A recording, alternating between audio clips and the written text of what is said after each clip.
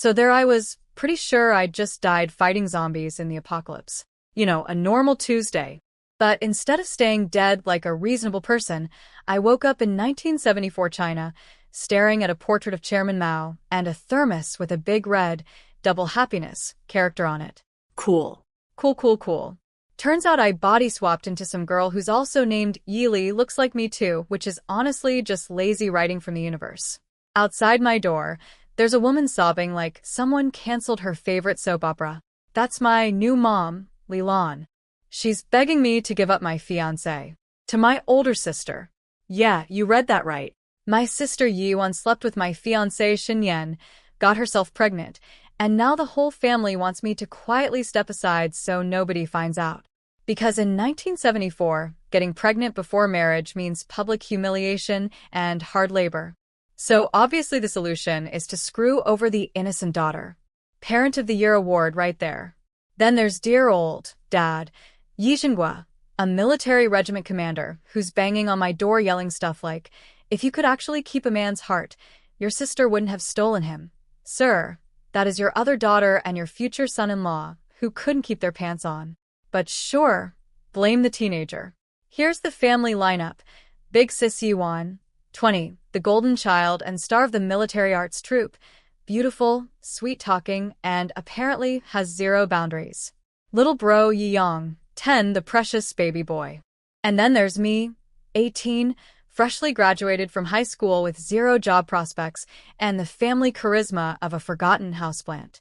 Oh, and fun backstory. My parents wanted a boy so badly that when I turned out to be another girl, they shipped me off to the countryside to live with grandparents. I only came back after both grandparents died. Heartwarming stuff. But then, plot twist, I suddenly realize I know this story. Before the zombie apocalypse, I read this exact novel called The Commander's Beloved Daughter, and let me tell you what happens to original me. In that book, Dad gets politically purged and sent to a labor farm. Mom and Dad arrange escape routes for Golden Sis and Baby Bro, then drag me along to suffer with them. I spend years doing backbreaking farm work by day and nursing my sick parents by night. I literally save both their lives. And how do they repay me? When they get pardoned, they drug me and hand me over to the local thug who assaulted me. Original yerli drones herself. 2 lives lost. Meanwhile, Big Sis marries my ex-fiancé and lives happily ever after as Daddy's princess. The end. Isn't that just delightful? When I first read that book, I nearly coughed up blood from rage. And now I'm living in it. Absolutely not. No way. I refuse to be the tragic side character who gets her blood sucked dry by this garbage family and then conveniently exits the story. I checked the calendar. May 2nd, 1974. Dad's about to get his report to the farm. Notice any day now. I've got almost no time. Marriage? No candidates and no time. Job? Even if I found one tomorrow, it'd get torpedoed once Dad falls from grace. Stay in the city. Impossible with parents being sent away. That leaves one option. Volunteer to go to the countryside as an educated youth, before the family implodes. Countryside life is rough, but it beats living in a cowshed as a political prisoner's kid by about 1,000,000 miles. So I opened the door, looked at my furious father and my sniffling mother, and said in my best meek daughter voice, Mom, Dad, I agree to break off the engagement with Shen Yan. Mom's tears dried up faster than a puddle in the Sahara. She grabbed my arm, beaming. I knew you were a good, obedient girl. Don't worry, Daddy has lots of promising young officers. We'll find you someone even better. Actually, Mom, I don't want to get married at all right now. Dad's face went dark. No job, no marriage. What, you want to go to the countryside? In his mind, a few years farming would make me an old maid and therefore useless for being married off to some officer who could benefit the family. Because that's all I am to him, a chess piece with braids. But here's the thing, Pops. Nobody in this house can argue with you. So I'll just sign up for the countryside behind your back. Watch me rewrite the story. Mom, feeling a teensy bit guilty about ruining my life, switched to her backup parenting move, food. What do you want to eat, sweetie? You haven't eaten all day. I put on my best, emotionally devastated face. I'm not hungry, Mom. I just need some fresh air. She immediately shoved a 10 yuan bill into my hand like that fixes betrayal. Sure, Mom. Money can't buy happiness, but it can buy spicy pork at the state-run restaurant, so I'll take it. As I headed for the door, Dad called after me. I'm setting up blind dates in a few days. Try to look less miserable for once. Ah yes, Dad's favorite complaint about me. I'm not bubbly enough. Sorry I'm not tap dancing after you told me it's my fault my fiancé cheated. I'll work on my jazz hands. I barely made it a few steps before my little brother Yiyong came scurrying out like a cockroach who smelled cash. Hey sis, did Mom just give you money? Can I have some? School activity tomorrow. This kid. This absolute parasite. He's been scamming original Yi Li's pocket money since birth. When the family gangs up on me, he either takes their side or suddenly develops amnesia. I haven't eaten all day. Our parents just emotionally bulldozed me, and he didn't even poke his head out of his room. But the second money appears? Zoom. Faster than a missile. I haven't eaten in almost 24 hours, I said, giving him my best puppy eyes. You've been stealing my allowance for years. How about you buy me a meal for once? His face went blank. This was not in his programming. Yili saying no? System error. But then, lightbulb moment. Actually, wait. I'll give you 2 yuan if you sneak me the household registration booklet. I needed to look for a job. His eyes lit up like a slot machine hitting jackpot. Say no more. He sprinted back inside and returned in minutes, booklet in hand. Transaction complete. I told him to keep quiet about it. I want to surprise Mom and Dad when I find a job, he bought it. 10-year-olds are so beautifully gullible. I wandered the streets, soaking it all in. The 1970s architecture, the bicycles, the propaganda posters, and most importantly, air. Clean, zombie-free, non-apocalyptic air. I tilted my head back and inhaled like I was trying to vacuum the entire sky into my lungs. Being alive is amazing. Then I felt it, someone watching me. I looked across the street and locked eyes with a military officer whose gaze was so sharp it could probably cut steel. No hostility though, just curiosity.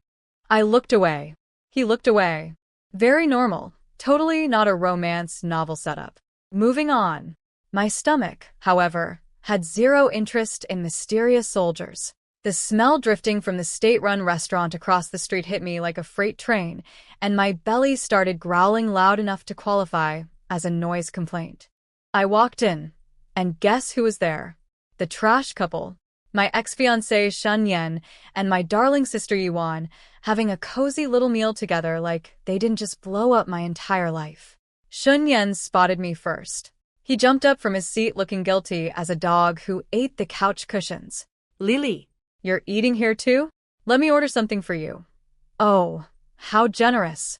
You steal my engagement and offer me a side dish as compensation. Truly a gentleman. Then Yuan, who'd been sitting with her back to me, whipped around, grabbed Shenyan's arm, draped herself over him like a designer scarf, and hit me with, Lily, Mom and Dad said we're getting married in a few days. You'll congratulate us, right? The audacity. The sheer, weapons-grade audacity. I smiled. Oh, congratulations to you both.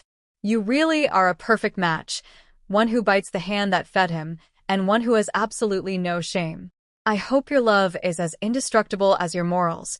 Shun Yan's face went the color of old tofu. He kept his mouth shut because he knew if I started talking about their little premarital activities in public, his military career would go up in flames. But Yuan, mistaking his silence for lingering feelings toward me, LOL, doubled down. I know you're just jealous that he chose me. Mom and Dad have always loved me more. But that's because you're just useless. I almost laughed out loud. Sis, you really love picking at my leftovers, don't you? When we were kids it was hair clips. Now it's men. What's next, my old underwear? Honestly, thank you for test driving the merchandise for me. But don't worry, I don't take returns from the recycling bin. I gave her a little pat on the shoulder, the they're kind, and walked right past them to the counter.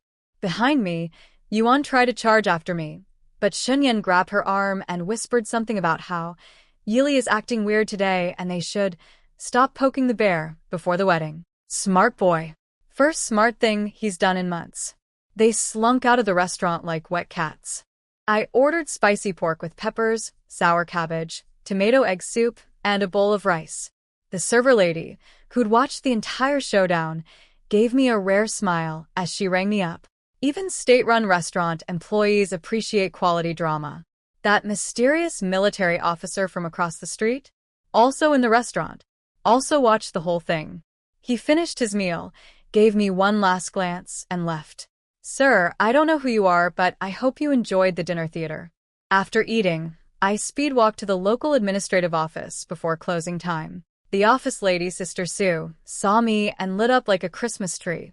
Comrade, here to register for countryside assignment. Of course, she's thrilled.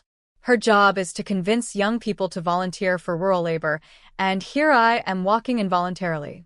I just made her weekly quota. Yes. Can I choose where I go? If there are open spots, sure. Any openings in Hay Province? I'd heard that up north, winter is so brutal they basically let you hibernate for months. No farm work when the ground is frozen solid. Sign me up. She checked her list. Yep, spots available. Great. When's the earliest I can leave? I'm very eager to. Contribute to rural development. 3 days. Perfect. 3 days it is.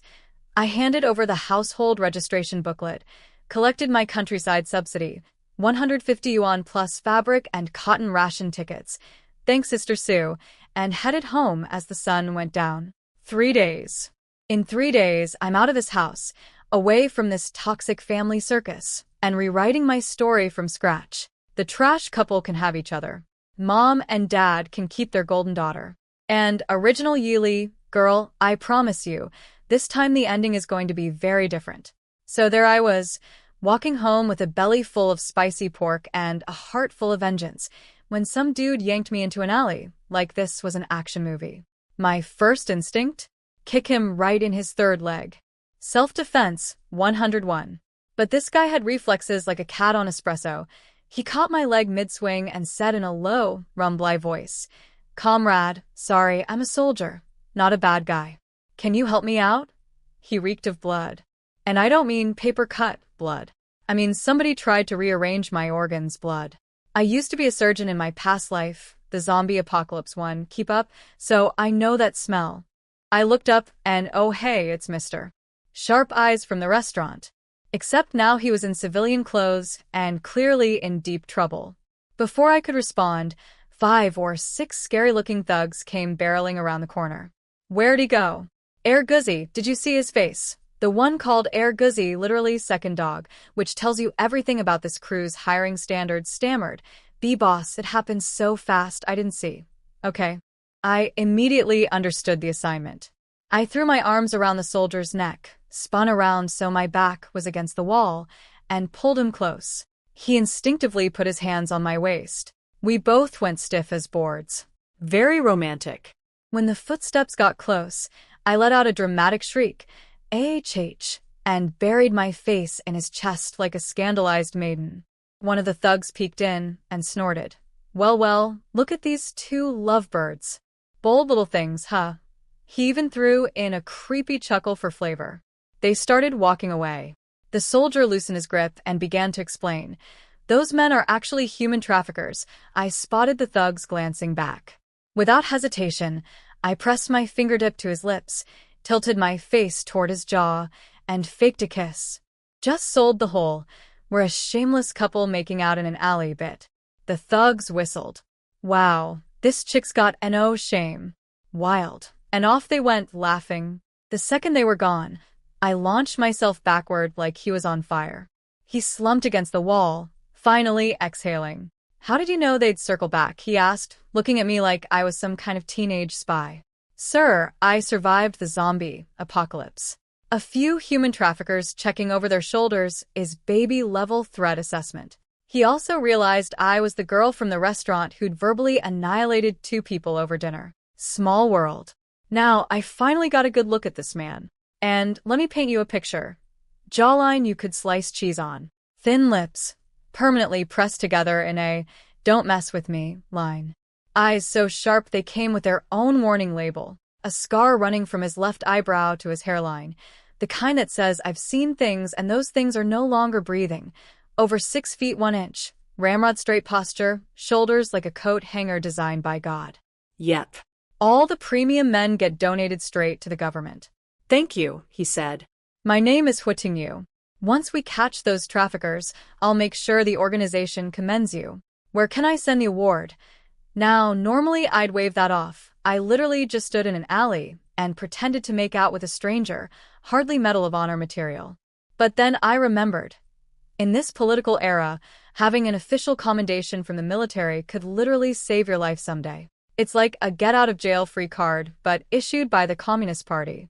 I'm Yili, I live in the military compound right over there, I said, pointing helpfully. Helping the organization eliminate social parasites is every citizen's sacred duty. Nailed it. Peak 1970s patriotic citizen dialogue. Then this absolute unit of a man just toppled over, collapsed, right there. Fortunately, a police patrol happened by at that exact moment. I did some rapid-fire explaining. Military comrade, injured on duty, please take to hospital. I live in the compound. Name's Ely, gotta go. Parents will worry, bye. And dipped before anyone could ask follow-up questions. Back at home, I walked into a scene. Xinyan's parents were sitting with my parents, and Xinyan's mother looked like she'd been sucking on lemons all evening. Everyone shut up the instant I walked in.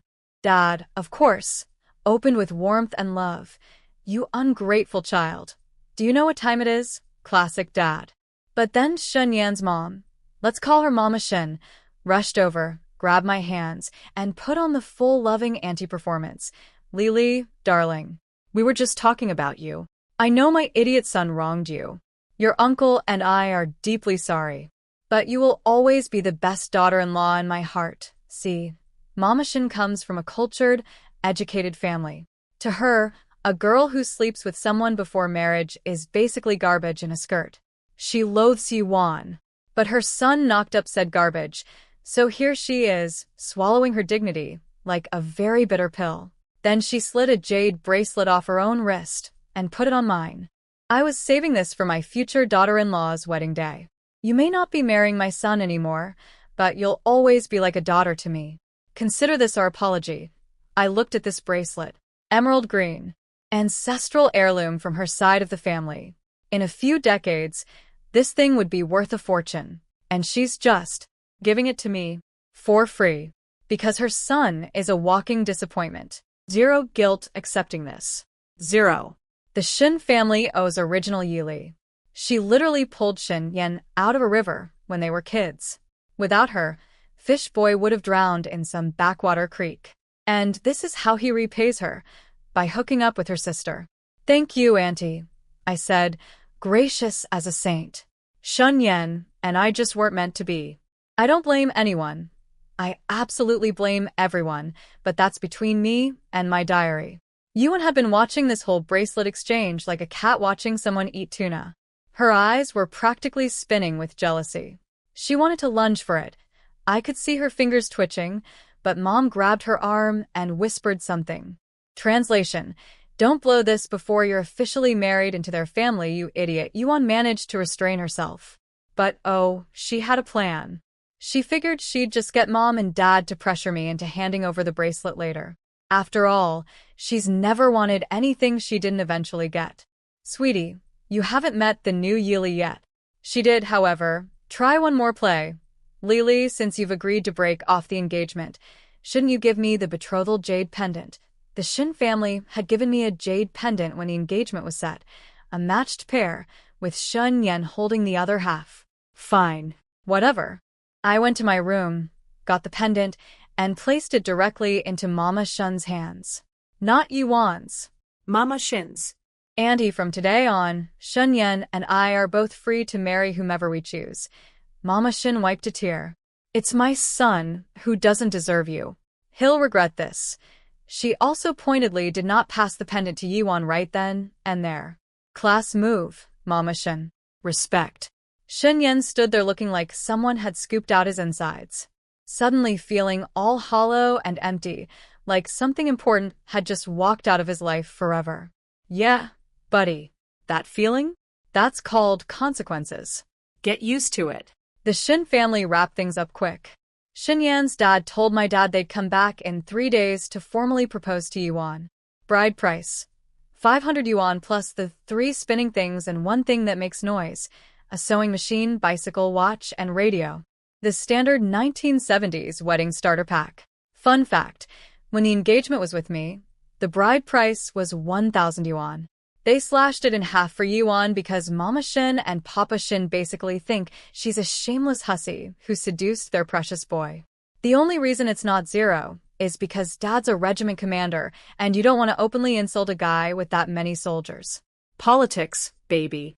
The Shin family left, and I was ready to just crawl into bed and process the absolute circus that was day 1 of my new life. But nope. Mom intercepted me like a heat-seeking missile locked onto injustice. Lily, bite. Since you and Shunyan are officially done now, why don't you give that jade bracelet to your sister? People might gossip if you keep the Shin family's things after the breakup. It'll hurt your reputation. I stared at this woman. My reputation. The girl who did nothing wrong. Not the reputation of the daughter who got pregnant by her sister's fiancé. Mean it. Funny, I said.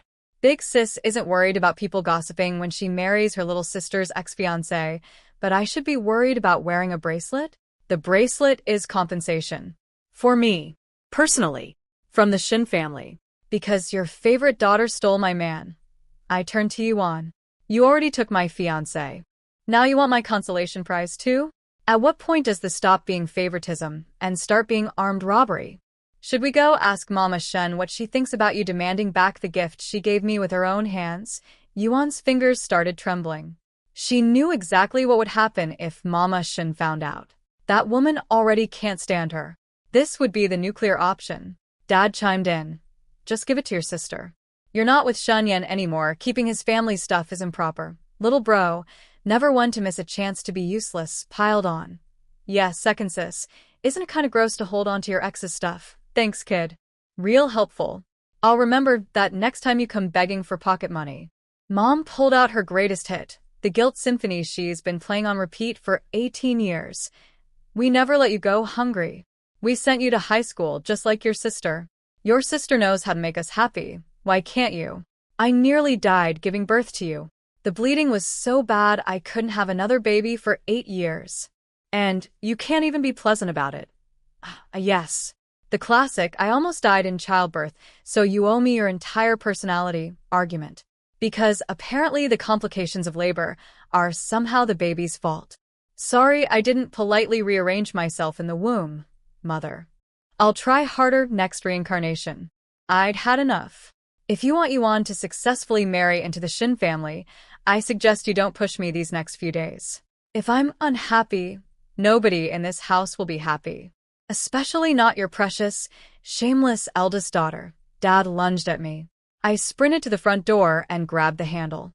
Want the whole compound to hear about what Yuan did? Because I have no problem opening this door and inviting the neighbors for a little chat. Mom yanked Dad back so fast she almost dislocated a shoulder. Old Yi, calm down. It's late, the neighbors will hear. She pivoted to me instantly.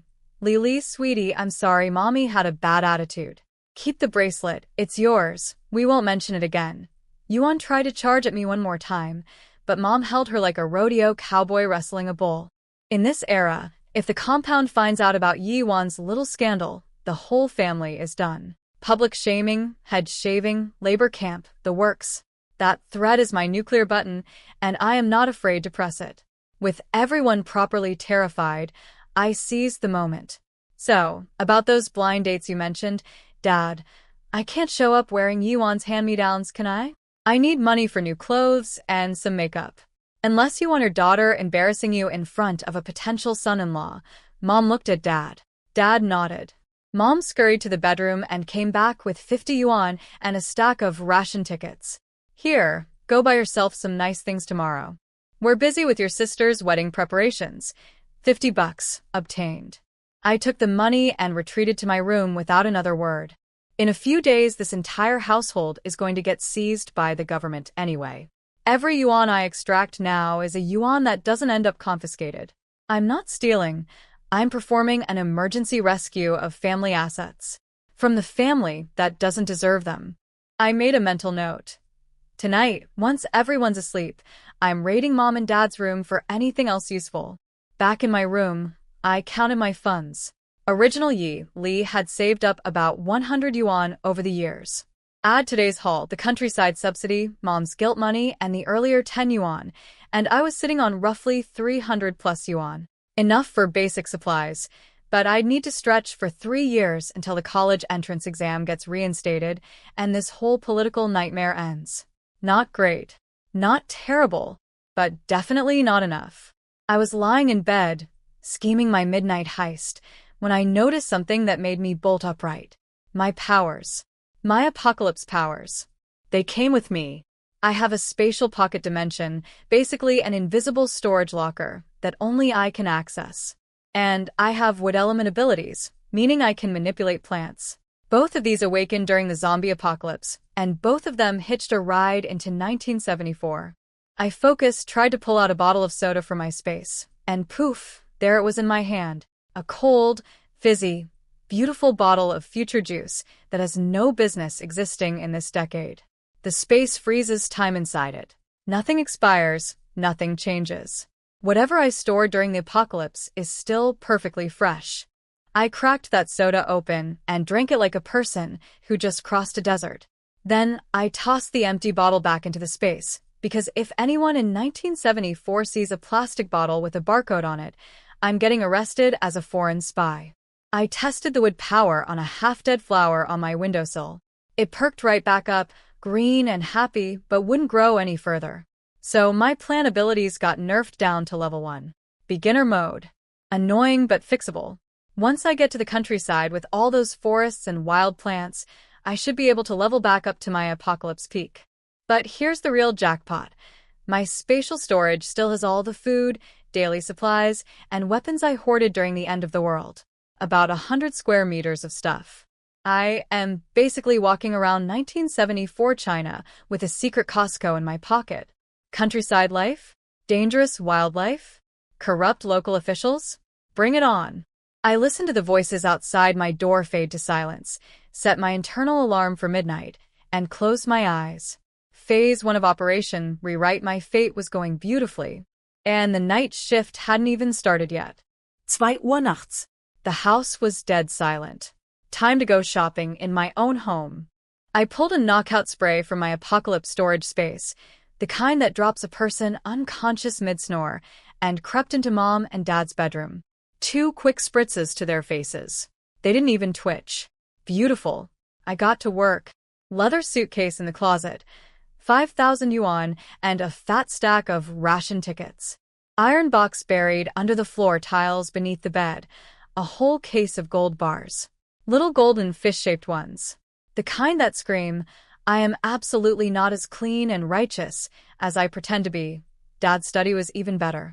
A crate of gold bars and over 20,000 yuan in cash. Oh, Commander Yi Jinghua, you upstanding pillar of socialist values, you. Where exactly does a regiment commander get this kind of money? I'm not asking. I'm just taking. Everything went straight into my interdimensional pocket. Poof. Gone. Like it never existed. Yuan's room was next. Found 1,000 yuan. Also found a closet stuffed with beautiful clothes and a vanity table overflowing with cosmetics. Meanwhile, original Yi Li's entire wardrobe consisted of a sad little pile of Yi Yuan's hand-me-downs crammed into a single box. The difference between being loved and being tolerated laid out in fabric and face cream. I only took the cash. I have standards. Wearing that woman's clothes would make my skin crawl. From Little Bro's room, I grabbed his electric fan and radio. In a few days, the government is going to confiscate everything in this house anyway. Better me than the authorities.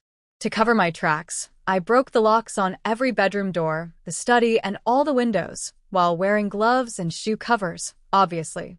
I survived a zombie apocalypse. I know how crime scenes work. Then I looked around at my own room. My room. A converted storage closet, barely 10 square meters.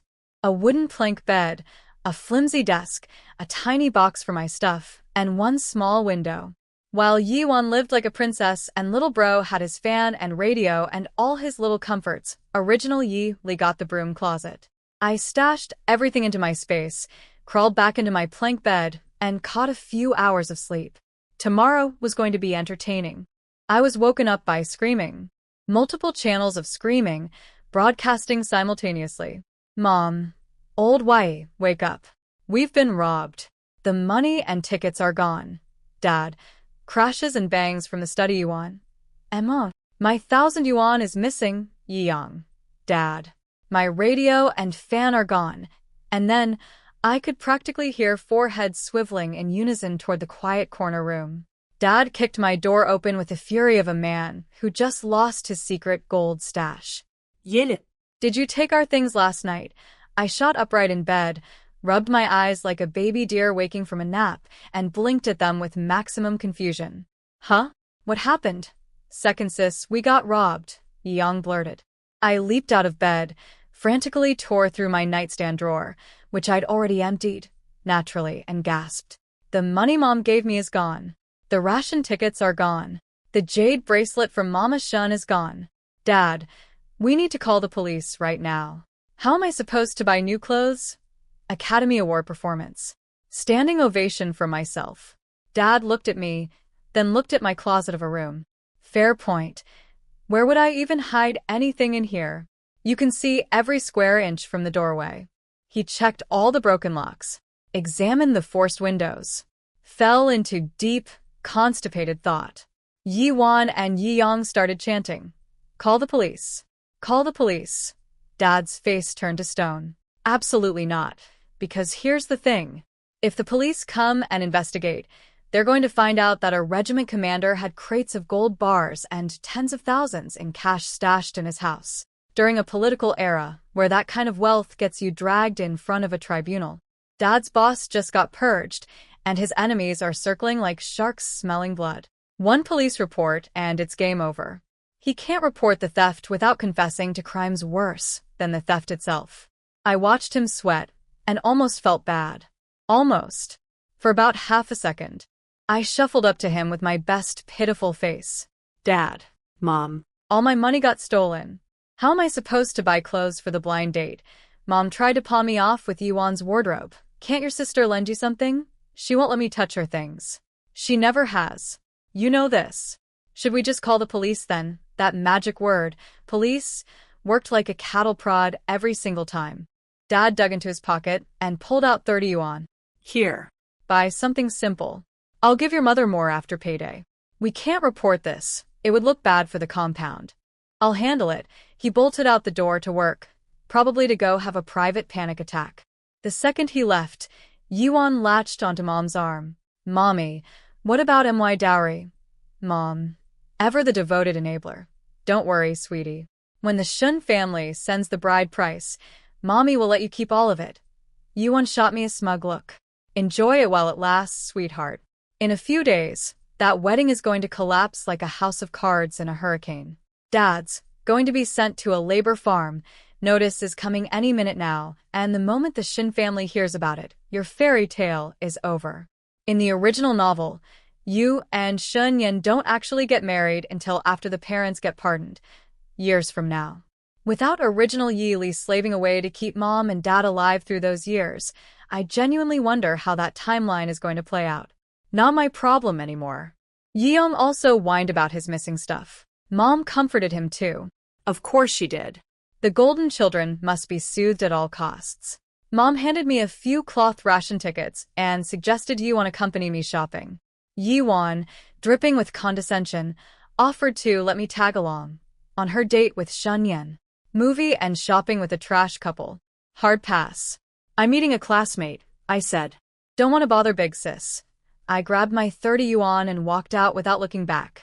Let's do the math on my current situation. Original Yi Li's savings, about 100 yuan. Countryside subsidy, 150 yuan. Mom's guilt money, 60 yuan. Dad's robbery hush money, 30 yuan. The midnight haul, over 27,000 yuan in cash, a mountain of gold bars, ration tickets galore. Plus an interdimensional storage unit full of apocalypse supplies and weapons. I went from tragic side character to the richest 18-year-old in this entire city in one night. Tomorrow I leave for the countryside. And this family, the parents who never loved me, the sister who stole everything, the brother who never cared, they're about to face the consequences of their choices. Without their punching bag. Without their servant. Without their sacrifice. Good luck with that. First stop, the supply cooperative. Imagine a store where the employees actively hate customers. That's every state-run shop in 1974. The clerks looked at me like I'd interrupted their nap by having the audacity to want to buy things. But my girl Zhang Fong was there. Fong Fong was one of original Yi Li's only friends from high school, and she actually smiled when she saw me. A genuine smile. In a government store. Practically a miracle. Now, I need to tell you about Zhang Fong's future in the original novel, because it's awful. Her parents are going to sell her off to a paralyzed man with special habits in exchange for a fat bride price to fund her brother's weddings. After marriage, she gets tortured by the husband's family, crawls home begging for help, gets turned away by her own parents, and eventually poisons her husband's entire household, herself included. Yeah, this era really had it out for daughters. So, I did something the original Yi Li never did. I warned her. Fong Fong, I'm leaving for the countryside in 2 days. If things ever get bad at home, and I mean really bad, consider signing up for countryside duty yourself. It's rough out there, but it's better than whatever your family has planned for you. The government can't keep educated youth farming forever. Things will change. She was shocked. Countryside? Aren't you about to marry Captain Shen? He's marrying my sister now. Long story. Mostly involving his inability to keep his pants zipped. Your sister stole your fiancé? That woman is absolutely. A man who can be stolen isn't worth keeping, I said, and honestly, I meant it. Fong Fong nodded like I'd just delivered ancient wisdom from a mountaintop. Then we got down to business. I rattled off my shopping list. 2 pairs of liberation shoes, a thermos, wash basin, soap, toothbrush, toothpaste, 2 menstrual belts. Welcome to 1974, where feminine hygiene is basically medieval. Toilet paper and 2 towels. Everything requires tickets in this era. Cloth tickets, grain tickets, industrial product tickets. You could be sitting on a pile of cash and still can't buy soap without the right slip of paper. It's like the world's most annoying bureaucratic video game. I'm heading to Hay Province, I told her. Winters are brutal up there. Any chance you have cotton quilts, winter coats, and padded shoes? Winter stock isn't in yet. But she leaned in and whispered, we have some slightly defective fabric and last year's leftover cotton. No tickets needed. Music to my ears. I ordered enough to make 2 quilts, 2 sets of padded winter clothes, and winter shoes. Off-the-book shopping in a socialist economy. Capitalism finds a way. Total damage, over 100 yuan. I hauled everything to the post office across the street and mailed it all to my countryside destination. Couldn't bring it home. Dad would see bags of winter supplies and immediately know something was up. And I couldn't just pull it out of my storage space later without a believable explanation for where it came from. This is the constant headache of having secret interdimensional powers in a paranoid political era. One slip-up and someone accuses you of being a foreign spy, and suddenly you're explaining to a tribunal why you have a pocket dimension full of apocalypse weapons and instant noodles from the future. Before leaving the shop, I reminded Fong Fong one more time. Remember what I said. Countryside. If things get bad, I'll write you letters. She nodded, helped me carry my stuff to the post office, and hurried back to work. Next mission, the hair. Original Yi Li had been raised in the countryside, and her hair showed it, dry, yellowish, split ends everywhere, hidden behind a wall of thick bangs. Every woman in this era wears 2 big braids, which are a nightmare to wash and maintain, especially if you're about to do manual farm labor. I walked into the barbershop and told the barber exactly what I wanted, a clean, layered bob cut just above the ears, with the ends curving slightly inward and the bangs swept to the right. He cut. He styled. He stepped back. And there she was, without the curtain of hair hiding everything. It turns out original Yi Li has a face. Phoenix eyes that tilt upward at the corners, elegant, not flirty. A straight, delicate nose. Thin, well-defined lips. Fair skin, about 5 feet 5 inches. The whole package screams, cool, Literary beauty who will freeze you with a glance. The barber was so pleased with himself, he practically begged me to recommend a shop to Friends. I sold him my cut hair for 8 yuan, minus the 3 yuan haircut fee, netting me a cool $5 of pure profit from my own dead hair cells. Entrepreneurship, baby. I hit the department store next. Bought a simple white cotton dress for 15 yuan. Everyone's obsessed with synthetic fabric these days, but cotton is more comfortable, and I'm about to live on a farm, not walk a runway. A pair of black leather shoes for 12. And the big purchase, a basic women's wristwatch for 100 yuan. No cell phones in 1974. No clocks on every wall. Without a watch, you're basically guessing what time it is by staring at the sun like a caveman. Essential purchase. I stashed the watch in my space immediately. If anyone at home sees an 18-year-old with no job wearing a new watch, questions will be asked. Questions I cannot answer.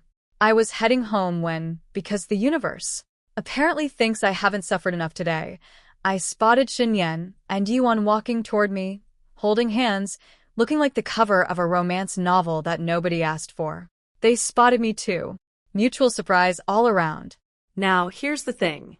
Today I looked different. New hair, new posture, new energy.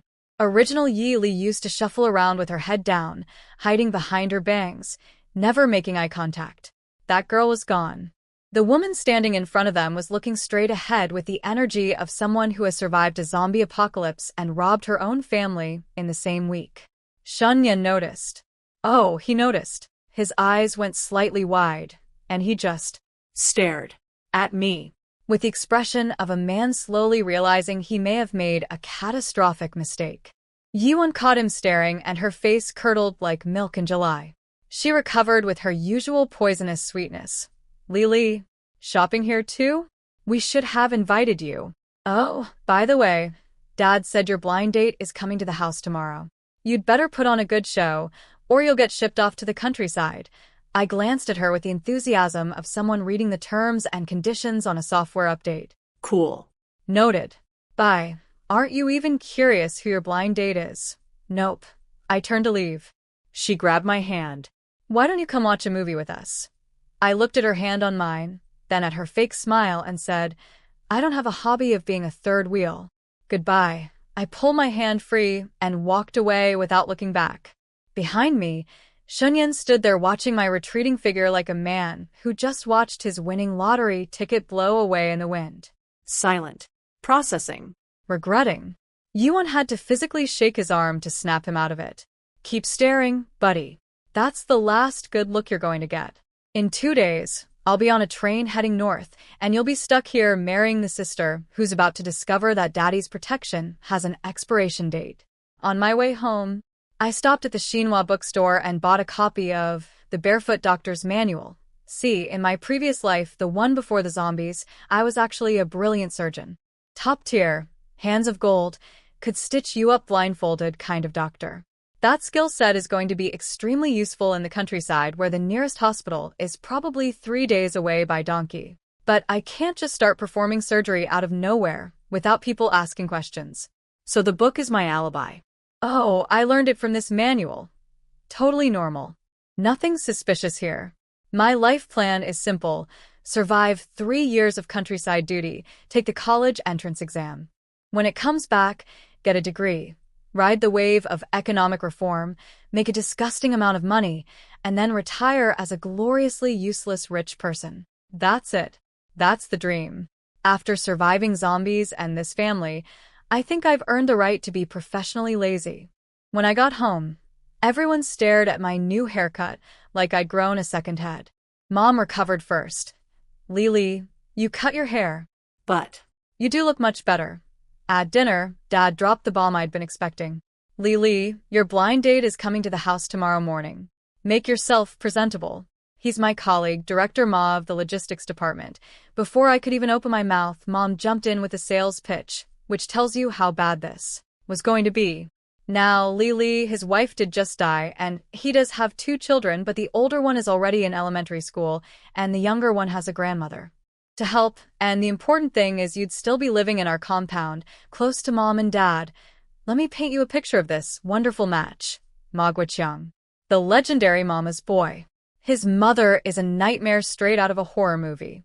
Ma's first wife, Wu Chunhua, was basically a child bride they'd been working to death since girlhood.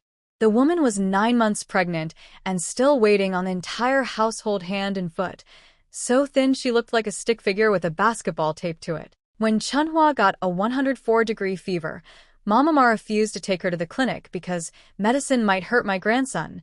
Ma Guiqiang's spineless wonder that he is didn't dare contradict Mommy Dearest. Chunhua's own child had to run and fetch the political commissar to force them to take her to the hospital. She survived that. She did not survive childbirth. Years of malnutrition will do that. And now, not even a month after his wife's death, Ma's family is already shopping for wife number 2. This is who my parents want me to marry. Mom couldn't even look me in the eye when she said it. They're offering 1,000 yuan bride price plus the 3 spins and a sound. There it was. 1,000 yuan. Double what the Shin family offered for yuan. My parents weren't finding me a husband. They were auctioning me off to the highest bidder, and the prize money was going straight into funding Yuan's wedding and Yi Yang's future. Dad hit me with his trademark, "This is for your own good," speech. Officers above battalion rank are the only ones whose wives can live on base, and almost all of them are already married. You should be grateful, unless you'd rather go back to the countryside. Oh, the irony of that threat. If only you knew, Dad. Yuan couldn't contain her glee. Lily, at least you'll still get to live in the compound. Being a stepmom is better than what most village girls get. She was practically vibrating with joy at the thought of me trapped in a house with a dead-eyed Mama's boy and his psychopath mother. Yeong just shoveled rice into his mouth and looked at me with what I think was supposed to be pity, but mostly looked like gas. Dad issued his final decree. Stay home tomorrow morning. Don't go anywhere. This is not a discussion. Everyone at the table braced themselves for my meltdown. The crying, the begging, the desperate pleading that original Yi Li would have done. Instead, I quietly finished my dinner, washed my dishes, brushed my teeth, went to my room, closed the door. No tears. No arguing. No hysterics. Nothing. The 3 of them sat at the table looking at each other like a bomb had been placed in front of them but hadn't gone off yet. They had no idea what to do with a Yi Li who didn't beg for their approval.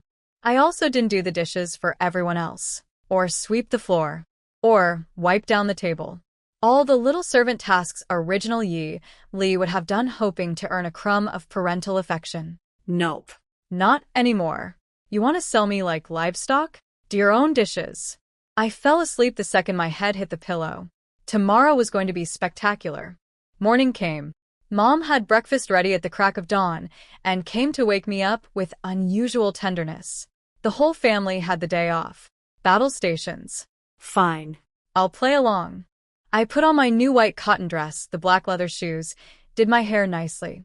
When I walked to the breakfast table, everyone's jaws dropped a little.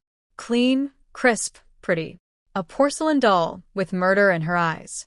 Yiwon nearly stabbed her porridge to death with her spoon. She'd spent years thinking of me as a country bumpkin, and now I was sitting here looking like I belonged on a magazine cover. Even worse, she'd noticed Shunyan staring at me yesterday. Her spoon attacked the rice gruel with renewed violence. Mom, in a move so rare it should be documented by historians, gave me a boiled egg with breakfast. Usually eggs are reserved exclusively for Yi Wan. She trains so hard, and Yi Yang, he's a growing boy, I'm apparently supposed to photosynthesize. At around 10, Ma Guiqiang showed up carrying bags of gifts, liquor, fruit, meat, eggs. Dad practically ran outside to greet him like he was welcoming a foreign dignitary. Mom dragged me to the kitchen. Quick, pour tea for Director Ma. Cut some fruit. I brought the tea out and set it in front of this 38-year-old man with all the enthusiasm of someone delivering a parking ticket. Here you go, Uncle Ma. Please have some tea. Uncle. Ma. 3 people choked simultaneously. Dad's face went volcanic. What did you just call him? Is that how I raised you? I blinked innocently. When I first moved here, Big Sis and Little Bro both called him Uncle Ma. So I did too. Was that wrong? I mean, the man is 38. Dad is 40. They're the same generation. All 3 of Dad's kids have been calling him Uncle Ma for years. But now, suddenly, when they're trying to sell me to him, the title is inappropriate? Make it make sense. Dad was about to lunge at me, his default parenting move, but Ma Guiqiang grabbed his arm. Xinghua, it's fine really. She can call me whatever she wants. You could see it on Ma's face though. A tiny flicker of, oh no, am I the creepy old guy here? Yes. Yes you are. Mom swooped in with a fruit plate to break the tension, then hauled me into the kitchen for a scolding. What was that? If you ruin this, your father will be furious and I can't protect you. Got it, I said, with the emotional investment of someone agreeing to terms of service they'll never read. I served the lunch, which Mom had gone all out on. Stewed chicken with potatoes, braised pork belly, scrambled eggs with peppers, shredded potato salad, stir-fried greens, and egg drop soup. More food in one meal than she'd ever made for original Yili in a lifetime. All because there was a potential buyer at the table. Throughout dinner, Ma Guiqiang kept sneaking glances at me. I kept my eyes on my plate, shoveling food into my mouth like it was an Olympic event. He tried pushing dishes toward me. Eat more, Li Li. You're too thin. I'll have my mother cook nice meals for you. Your mother. The woman who starved your last wife to death. The woman who let a pregnant woman run a 104-degree fever because medicine might inconvenience the fetus. That mother is going to cook for me. Wonderful. I didn't touch a single morsel he offered. Mom covered for me. She's just shy, Director Ma. Don't mind her. Then, right there at the lunch table, Dad and Ma Guiqiang hammered out the engagement details. Bride price, proposal date, day after tomorrow, the whole package. Decided. Done. Signed and sealed. Nobody asked me a single question. Not, do you agree? Not, how do you feel? Not even, is this okay? I was a line item on a transaction sheet. A product being moved from one warehouse to another. I sat there eating my braised pork, perfectly calm, perfectly silent, thinking, joke's on all of you. By the time Ma Guiqiang shows up to propose day after tomorrow, I'll be on a train heading north. And in a few days after that, Dad's going to get a notice that'll make this whole circus completely irrelevant. Then came a knock at the door. Excuse me, is this the home of Yili? And that is when things got interesting. So there we were, Dad schmoozing with old man Ma at the lunch table, Mom hovering, like a desperate real estate agent trying to close a deal, me shoveling braised pork into my face like I didn't have a care in the world, when someone knocked on the door. Excuse me, is this the home of Yili? Every head in the room swiveled toward me like synchronized owls. I put down my chopsticks, walked to the door, and there she was, Sister Sue from the street office, beaming like I'd just won the lottery. Which, in a way, I had. You're Yili, right? Your countryside assignment notice is ready. Train leaves tomorrow. Behind me, I could practically hear Dad's brain short-circuit. He stormed out. What countryside? Who is going to the countryside? Sister Sue recognized him immediately and lit up even brighter. Oh, commanderie. Your daughter came to our office 2 days ago and volunteered for rural assignment. Very admirable. I'm here to deliver the official notice. Dad looked at me like I'd just detonated a bomb in his living room, which, emotionally speaking, I absolutely had. You secretly signed up for the countryside? How dare you? Who gave you permission to make decisions on your own? Now, here's where Sister Sue became my unexpected guardian angel. She pulled me behind her like a mother hen shielding a chick and turned on Dad with the righteous fury of a government bureaucrat whose authority has been questioned. Commander Yi, what exactly are you implying? Comrade Yi Li is 18 years old. She volunteered to support rural development in accordance with national policy. This is something to be celebrated. Are you telling me a military regiment commander is opposed to the party's Youth Countryside initiative? Because I'd love to discuss your political awareness with your superiors. Boom. Nuclear strike. Direct hit. You could see the exact moment Dad's survival instincts overrode his rage. Opposing the countryside policy in 1974 is like publicly announcing you hate the government. With his political enemies already circling, one bad report, and he's finished even faster. I stepped out from behind Sister Sue and twisted the knife with a smile. Dad, you always taught me to treat the nation's work as my own. Going to the countryside is serving the nation. It's a sacred and glorious mission. You support me. right? Dad swallowed his fury like a man choking down glass. I apologize, comrade. I was simply upset that my daughter didn't inform us beforehand. I was worried her mother wouldn't have time to prepare her supplies. I absolutely support the countryside policy. I am loyal to the party, loyal to the nation, loyal to the people. Sister Sue, being a professional who knows when to let a man save face, accepted the apology gracefully. She reminded me about tomorrow's train, said goodbye, and headed off to deliver the next notice. Then Ma Guiqiang walked out. His face was the color of a bruise. He'd heard everything. He'd come here expecting to finalize a marriage deal, and instead watched the merchandise announce she was fleeing the province. Commanderie. You should have known your daughter's plans before dragging me into this. Do you have any idea how humiliating this is? The entire compound is going to be laughing at me by sundown, Dad groveled.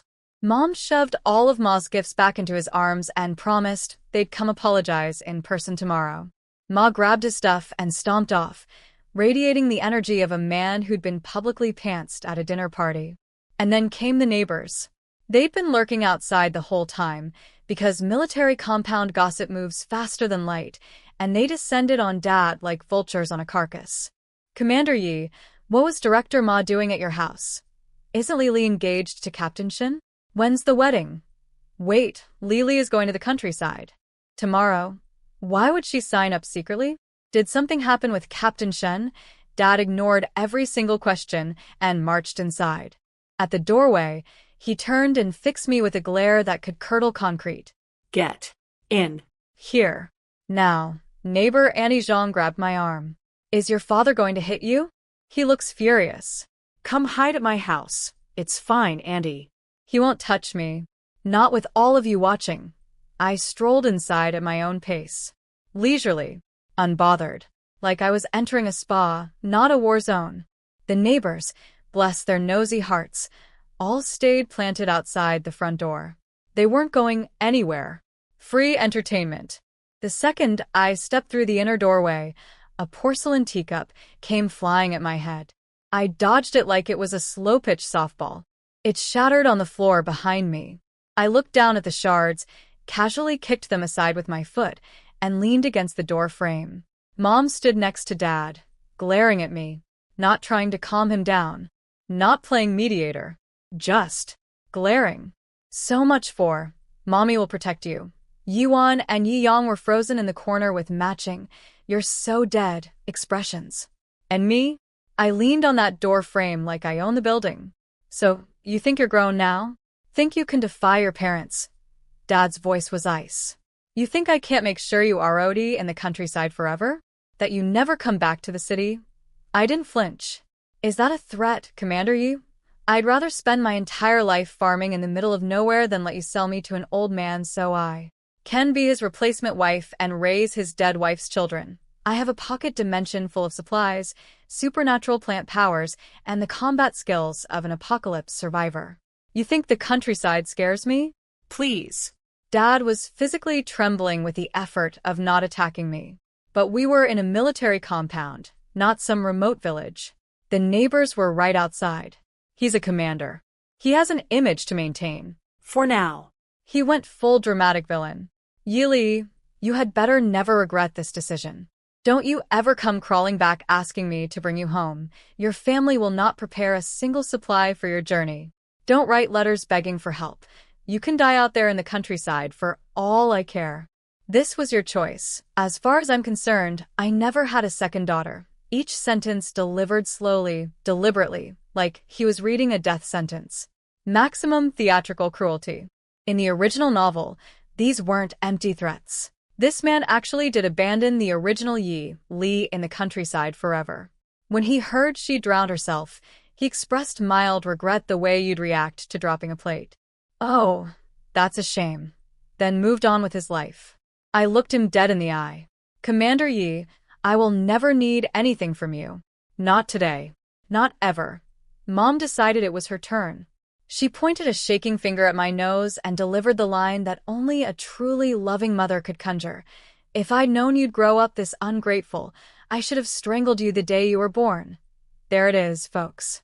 The nuclear option of parenting. I wish I'd killed you as an infant. Really rolling out the warmth and tenderness tonight. Something cracked open inside me. Not heartbreak, more like a dam breaking.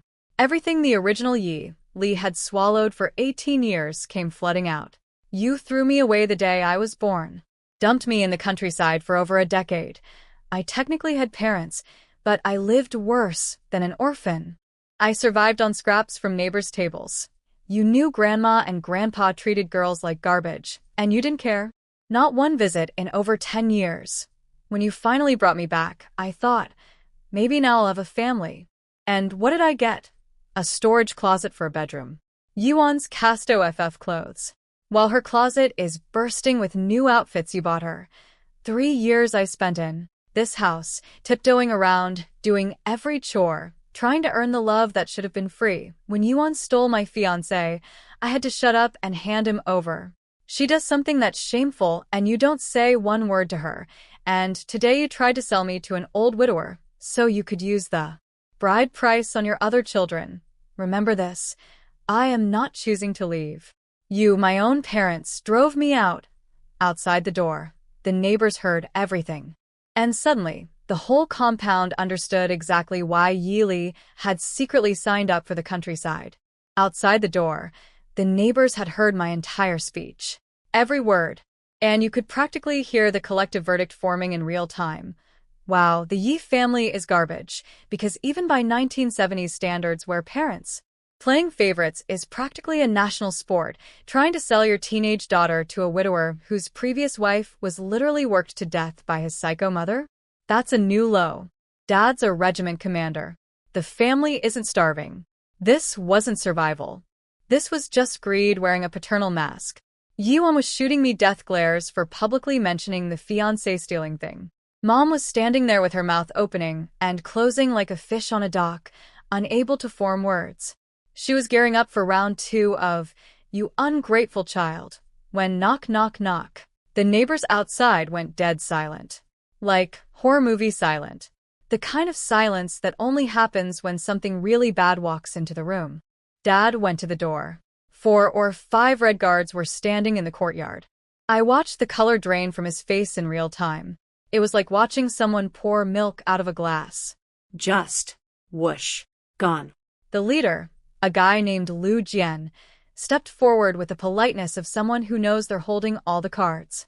Commander Yi, we've received a report that you have political ideology problems. We need to take you in for investigation. Dad tried to bluff. Do you know this is a military compound? The Revolutionary Committee can't just barge in here. Lu Jian didn't even blink. This guy had dragged in people ranked way higher than a regiment commander. Dad was a minnow trying to intimidate a shark. Commander Yi, are you resisting? We wouldn't be inside this compound if we didn't already have solid evidence. Boys, help the commander cooperate. Mom came running out, grabbing Dad's arm, shaking like a leaf in a typhoon. Zhenghua, what's happening? Why are they here? Quick backstory on Mom. She grew up as a rich family's daughter. When the political upheavals hit, her family fell apart. Her dying parents basically handed her and whatever money they had left to an up-and-coming young military officer named Yi Zhenghua. Dad, being a poor farm boy with ambition and no connections, saw a wife with money and a good background as his ticket up. Mom saw a man with a uniform and a future. Deal struck. Marriage complete. Mom has never existed independently. Before marriage, her parents sheltered her. After marriage, Dad sheltered her. She is a vine that has never learned to stand without a wall. And now the wall was being carted away by red guards. Dad, to his credit, kept it together, barely. Squad leader Lu, I'll go with you. But please don't make trouble for my family. He turned to Mom. Take care of the house. Wait for me to come back. Then he looked at me. It was a long, searching look. The kind that said, this daughter has been acting completely different ever since the engagement broke off. Almost like she's a totally different person. Yeah, Dad. About that. You have no idea. I met his gaze without flinching. No guilt. No fear. No performance. Just a calm, steady stare that said, I know something you don't, and you'll never figure out what it is. He left with the red guards. Doors slammed shut across the compound. Everyone retreated to their own homes and peeked out from behind their gates. Mom collapsed on the ground like a puppet with cut strings. She sat in the dirt, biting her lip, staring in the direction they'd taken Dad. Completely frozen. Yi Wan and Yi Yang were paralyzed with fear inside the house. Not a peep from either of them. And then there was me, leaning against the doorframe, calm as a lake at dawn, thinking about which supplies I still needed to double-check for tomorrow's train. The silence lasted about 15 minutes. Nobody spoke. You could hear insects buzzing outside. Your father gets taken away, and you're happy about it. Then came the accusation I'd been waiting for. Did you report him? I rolled my eyes so hard I think I saw my own brain. She couldn't yell at the Red Guards. She couldn't yell at Dad's political enemies. So she aimed everything at the daughter she'd already decided was disposable. Classic. Didn't argue. Didn't defend myself. Didn't cry.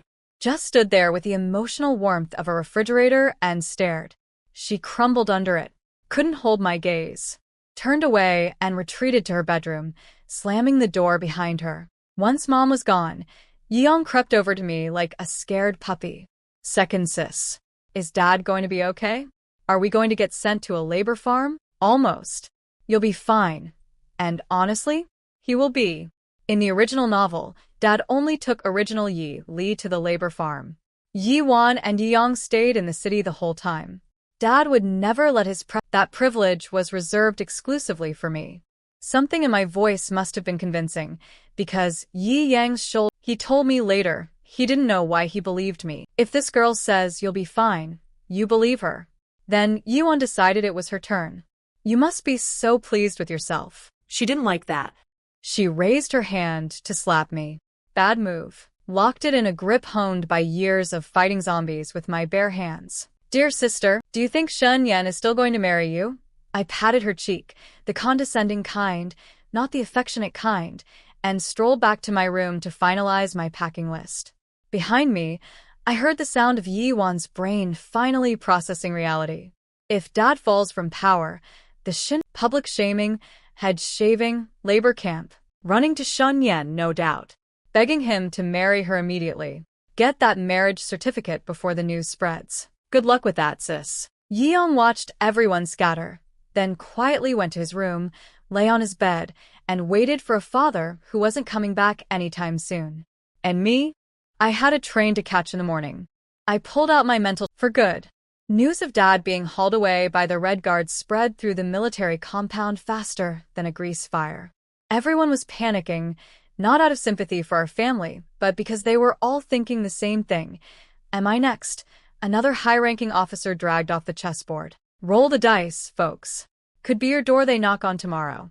Meanwhile, Ma Guiqiang, the widower Dad tried to sell me to this very morning, heard the news and experienced what I can only describe as the emotional equivalent of a car crash followed by winning the lottery. 1 minute he's furious about being rejected. The next minute he's chugging water from his enamel mug, collapsing into his chair, and thanking every deity known to mankind that I torpedoed the marriage before he got legally tethered to a family that's now political radioactive waste. You're welcome, Uncle Ma. Consider that a freebie. The silver lining of Dad's arrest, and I say this with zero guilt, is that nobody in the compound cared about Ma's failed proposal or Yuan's fiancé stealing anymore. Hard to gossip about a love triangle when there's a political purge happening next door. Now, let's check in on our favorite trash couple, shall we? Yi Wan, finally grasping the gravity of her situation, ran to the Shun house like a woman fleeing a burning building, which, metaphorically, she was. Shun Yan opened the door, and Yi Wan threw herself at him like a drowning person grabbing a life raft. Yen Gij, my dad got taken away. What do I do? Shun Yan, to his credit, was also freaking out internally. He'd already called Daddy Shin the second he heard the news, and Papa Shin had ordered him to rush home immediately. The Shin family lives in a nice 2-story house, because when your dad is a general, you don't slum it in a courtyard apartment. Shun Yan peeled the sobbing Yi Wan off himself just enough to usher her inside, where Papa and Mama Shin were already seated in the living room like a tribunal waiting to deliver a verdict. Yi Wan stood before them, trembling. All that swagger she carries around the compound? Gone. Vanished. Evaporated. Because Yuan's confidence has always run on two fuel sources, her looks and her daddy's rank. Papa Shun is a general, leagues above a regiment commander. And Mama Shin comes from old Shanghai money. The Yi family is a paper boat floating next to the Shin family's aircraft carrier, and everyone in that room knows it. Papa Shin studied Yuan the way a businessman studies a bad investment. Then he spoke. Miss Yi, we've heard about your family situation. Regarding your marriage to Shen Yan, what are your thoughts? Yuan glanced at Shen Yan for backup. Shen Yan was staring at his own shoes like they contained the answers to life's greatest mysteries. She swallowed hard and tried her best pitch.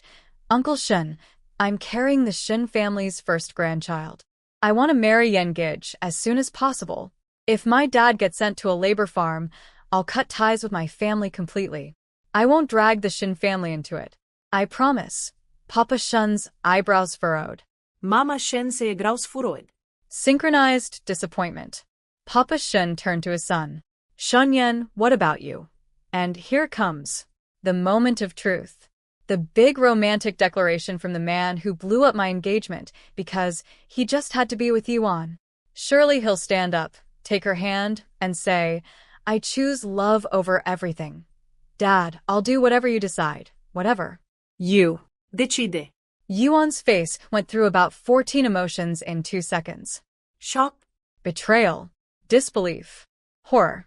The dawning realization that the man she stole, schemed for, and got pregnant by just tossed her to his father like a hot potato. And honestly, what did she expect? She chased a man who was willing to betray his own fiancé. A man who owed his life to original Yili, the girl who pulled him out of a river as a child, and repaid her by sleeping with her sister. This is the person she expected loyalty from. Papa Shun laid out 2 options like a business proposal, because that's exactly what this was. Option 1. If Shunyan insists on marrying you despite the consequences to his career, they can go ahead and get married. But they'll both have to move out of the Shun household. He's on his own. Translation. Your son picks love. He's cut off. Good luck being a disgraced officer's wife living in some rat hole apartment. Option 2. You terminate the pregnancy. We'll arrange a hospital and cover all medical expenses. If your father does get sent to a labor farm, the Shin family will use our connections to protect you and your brother. I can get your personnel file transferred to a performing arts troupe in the Northwest, where your dad's political problems won't follow you as closely. You can take your little brother with you, and we'll give you 1,000 yuan as compensation. Translation, lose the baby, take the money, disappear, and be grateful we're helping at all. You're welcome to discuss these options with your father when he returns. Yuan turned to Shen Yan with the last shred of hope she had left. Yengij, our baby is almost 2 months old. Are you really going to abandon us? Shen Yan put on his best tortured hero face, the one that probably works great in romance novels but in real life just looks like constipation. It's a crackdown period. Nobody can find out about us. Your dad just got arrested. I'll probably have to transfer out of this military district entirely. Wanwan, we're young. We can have children later. Let's just get through this storm first, and I promise I'll give you the grandest wedding you've ever seen. He grabbed her arms, looked deep into her eyes. The whole performance. What he was actually saying. Please don't expose me. If you go down, take the parachute my dad is offering and leave quietly. We can pretend this never happened. Yuan isn't stupid. She grew up in a military compound. She understood exactly what was happening. The Shin family was buying her silence. Option 2 wasn't generosity, it was insurance. They were terrified she'd go nuclear and drag Xinyan's name through the mud. So they offered just enough to keep her cooperative. And she knew, with a clarity that must have felt like swallowing glass, that if she did try to bring Shen Yan down with her, the Shin family would crush what remained of the Yi family like an insect. Papa Shun is a general. That's not a fight she can win. So she played the only card she had left, the leverage of Shen Yan's guilt. Yengij, do you really mean it? You'll really marry me someday? Shen Yan tightened his arms around her. I swear. I will marry you. And Yuan chose to believe him. Because what else could she do? From the quiet of my little storage closet bedroom, I didn't witness any of this firsthand. But I knew the original story well enough to fill in the gaps.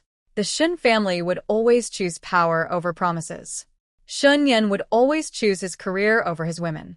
And Yuan would learn, the hard, slow, agonizing way, that stealing someone else's man doesn't mean you get to keep him. In the original novel, these two eventually get their happy ending.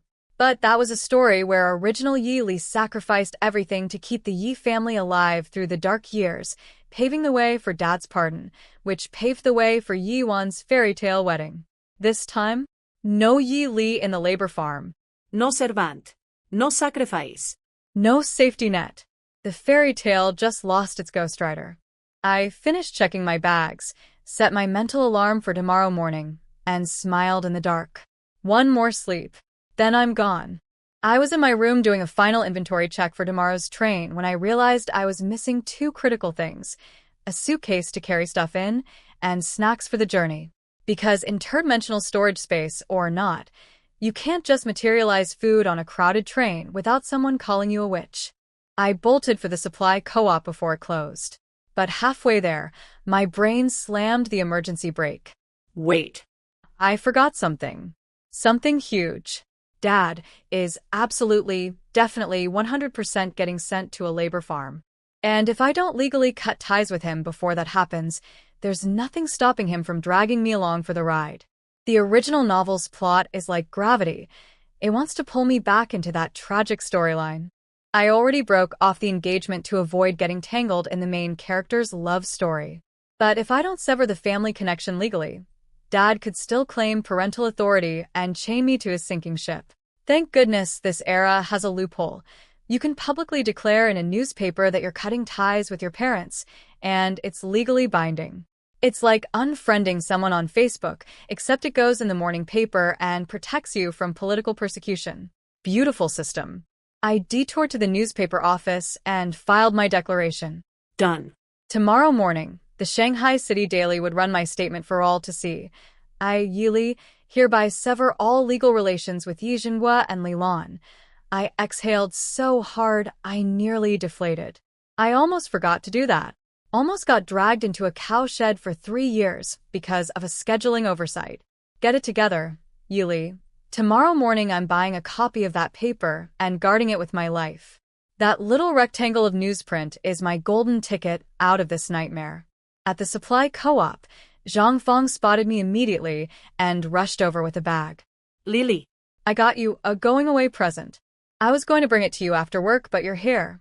Inside, a brand new white shirt, a pair of military green pants, and a tin of snowflake cream. All new. All nice. Probably half a month of her salary. I tried to push it back. This is too much. I can't. Her eyes went watery. You're leaving tomorrow. I don't know when I'll see you again. Just take it. Please. Zhang Fong knows what original Yi Li's home life was like. She knows I've been wearing Yi Wan's hand-me-downs for 3 years without a single new outfit. This girl spent her hard-earned money on someone the whole world forgot about. If I ever make it big in this timeline, Zhang Fong is getting repaid tenfold. She's one of the only humans who treated original Yi Li like an actual person. I accepted the gift and moved on to business. I need a suitcase, some travel pastries, brown sugar, 2 packs of Dakium cigarettes, and some candy, fruit drops, and white rabbit milk candies. The cigarettes and candy aren't for me. When you show up in a new village as a city kid, you need social currency. A well-timed cigarette offering or a handful of candy can turn a hostile farmer into a friendly neighbor. Gifts grease the wheels of rural society. I survived the apocalypse. I know how to work a barter economy. Zhang Fong recommended a sturdy hand-carry suitcase for 20 yuan since I'd be hauling books. Total bill, 30 yuan plus various ration tickets. Before leaving, I gave her the speech one more time. The important speech. Fong.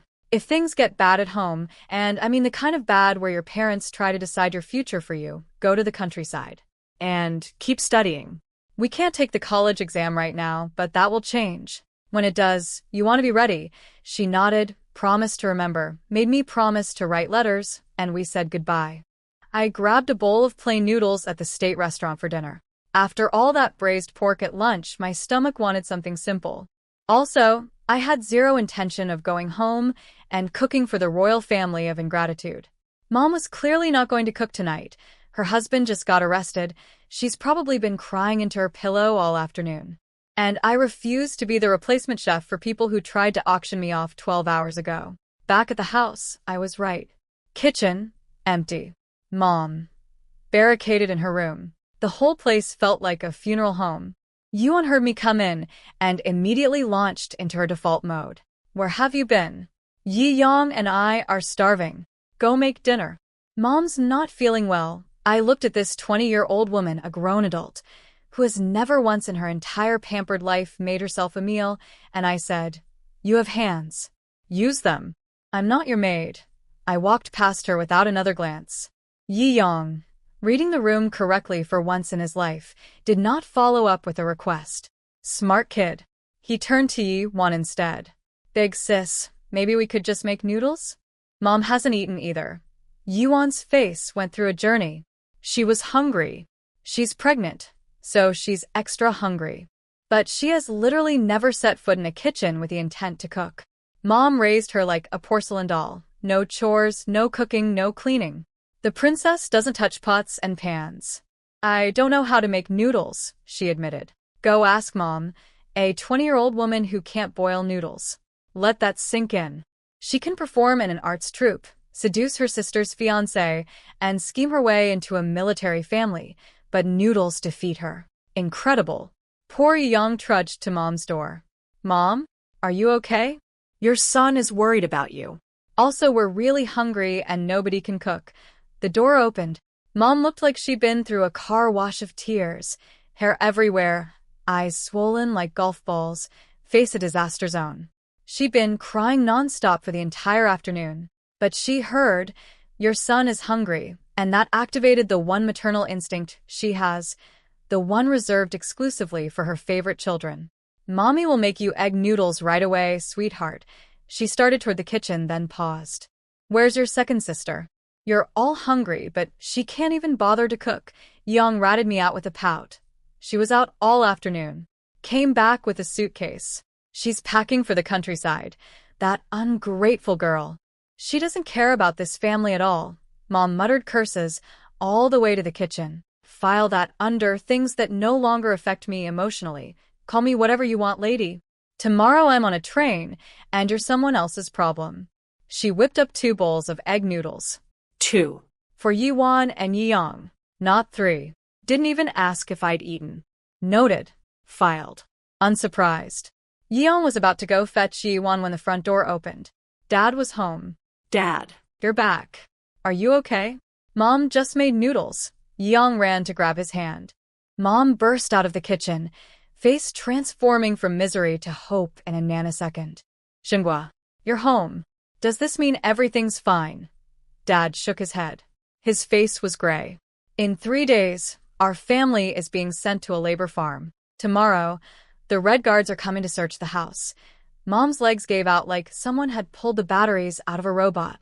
She crumpled toward the floor, and Yi Wan, who just emerged from her room, barely caught her in time. And there it was. The death sentence. Right on schedule. From my little storage closet room, I heard everything. The gasps. The silence. The sound of Mom's hope hitting the floor. Tomorrow morning, they'd open the Shanghai City Daily and find my severance declaration staring back at them. Tomorrow afternoon, I'd be on a train heading north. And in 3 days, they'd be marched to a labor farm without their servant, their scapegoat, or their sacrifice. The original story gave them Yi Li as a cushion to soften the fall. A daughter to do the hard labor, nurse the sick, take the beatings, and ultimately die so they could live.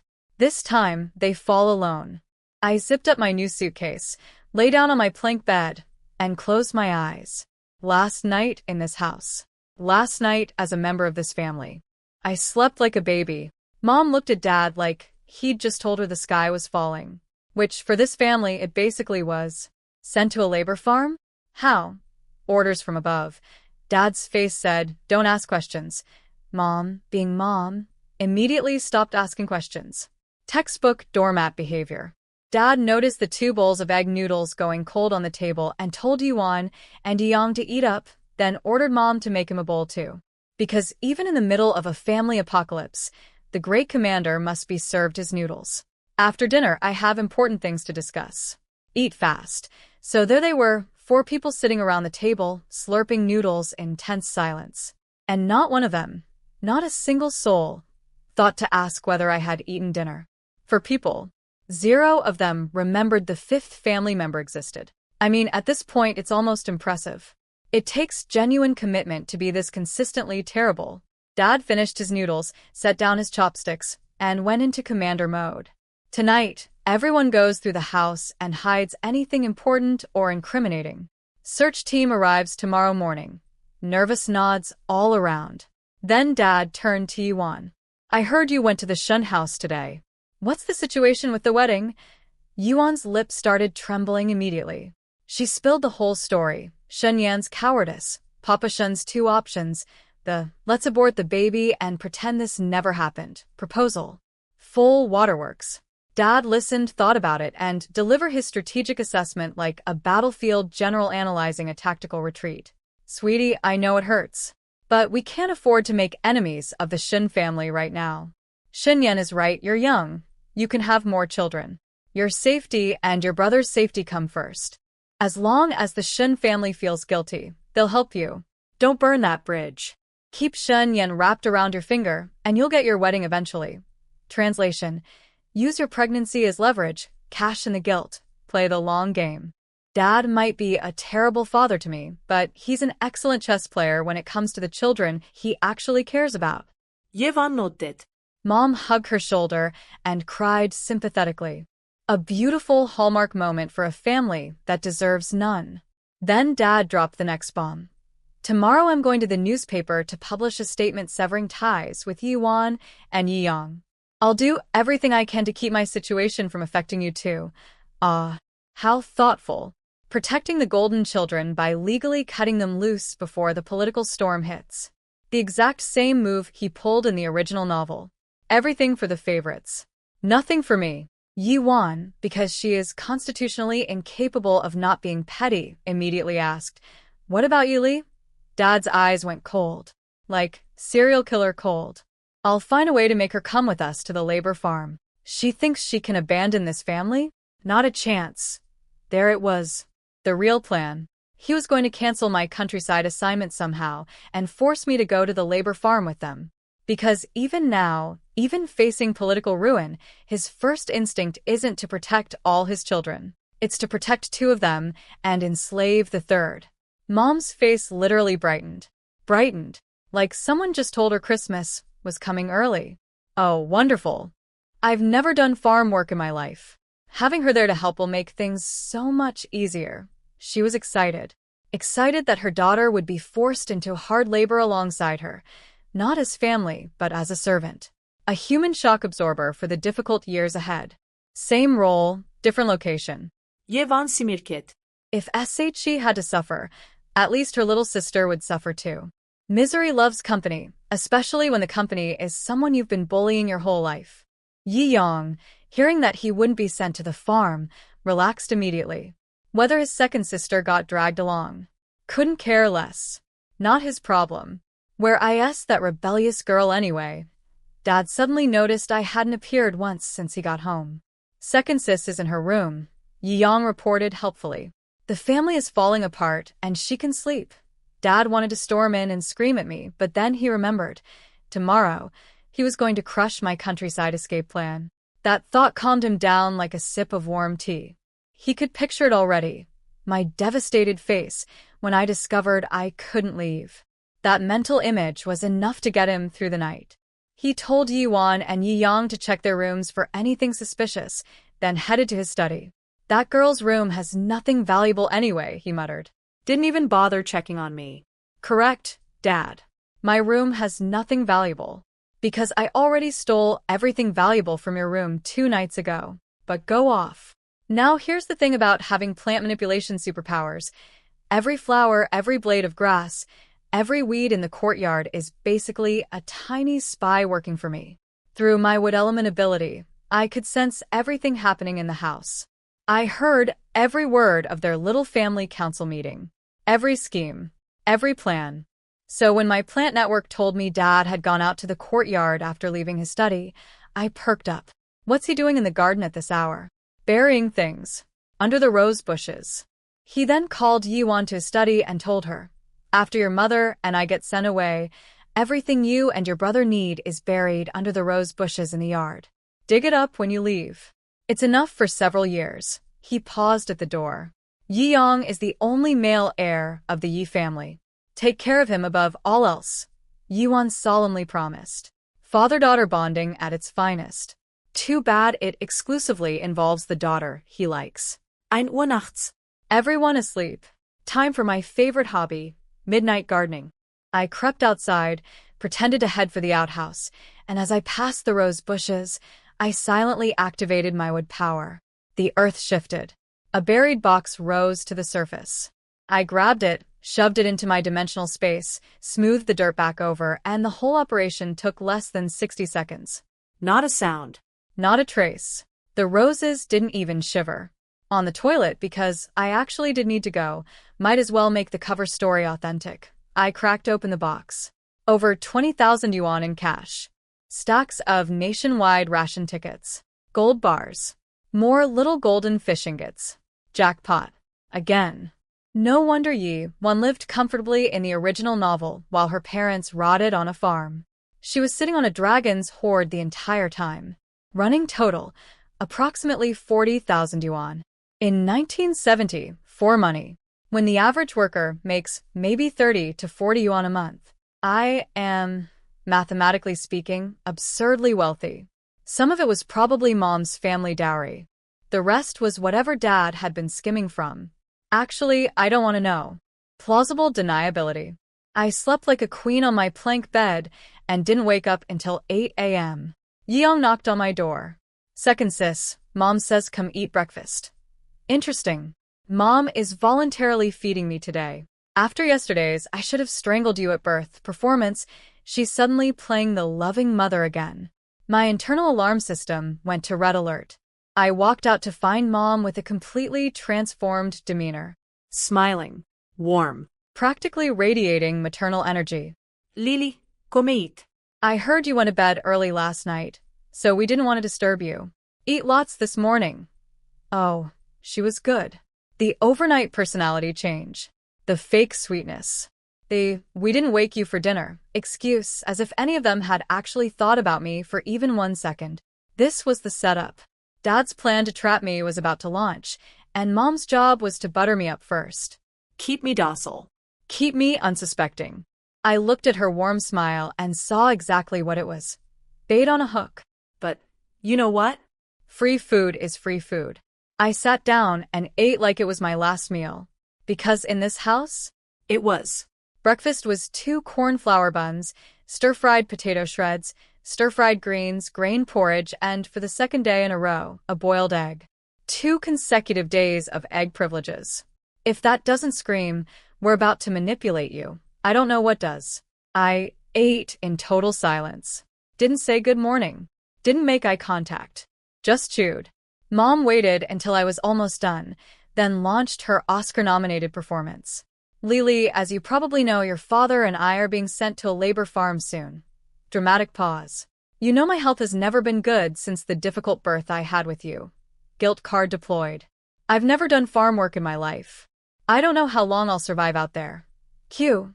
Precisely calibrated tears. Not too many. Just enough to glisten. The rest of the table went dead quiet. Yi Wan, Yi Yang, and Dad all stared at their bowls, chewing in silence, waiting for my response like spectators at a tennis match. Mom pressed on, voice trembling. Could you not go to the countryside? Stay with us instead? Come to the labor farm with Mom and Dad. And there it was. The whole point of the egg. The whole point of the warm smile this morning. The whole point of everything. I looked at her. Today is my departure day. I'm leaving soon. Pause. And even if it weren't, I wouldn't want to. Dad's palms slammed the table so hard the dishes jumped. You are not walking out that door today. You will come with us to the labor farm. Don't even dream of leaving. If I'd been sitting next to him, I genuinely believe he would have tried to kill me. The man's eyes had the look of someone calculating whether a murder charge is worth the satisfaction. I tilted my head. So, Commander Yi, what strings did you pull last night to try to cancel my departure? Even facing political ruin, your reach is impressive. The question is whether it'll actually work. He stared at me. In 18 years of fatherhood, nobody in this house had ever talked back to him like this. His wife didn't. His golden daughter didn't. His son didn't. And certainly not the doormat's second daughter. Something snapped. He lunged at me, hand raised for a full-force slap to the face. Now, here's the thing about spending years fighting zombies. Your reflexes get really good. I grabbed Yuan, who was sitting right next to me, hauled her up by the collar like a sack of rice, and shoved her directly into the path of Dad's incoming palm. Smack. Dad's hand connected with Yuan's face so hard she spat blood and went flying. The room froze. Complete system crash across all family members. Yuan hit the ground and lay there for a solid 5 seconds before her brain rebooted. Yele. Dad was trying to hit you. You used me as a human shield. I dusted off my hands casually. Funny how they only feel pain when it's their favorite daughter getting hit. Before anyone could recover, I grabbed Yi Yang and pulled him in front of me like a second layer of armor. Commander Yi, go ahead. Try to touch me. I can't kill my own father.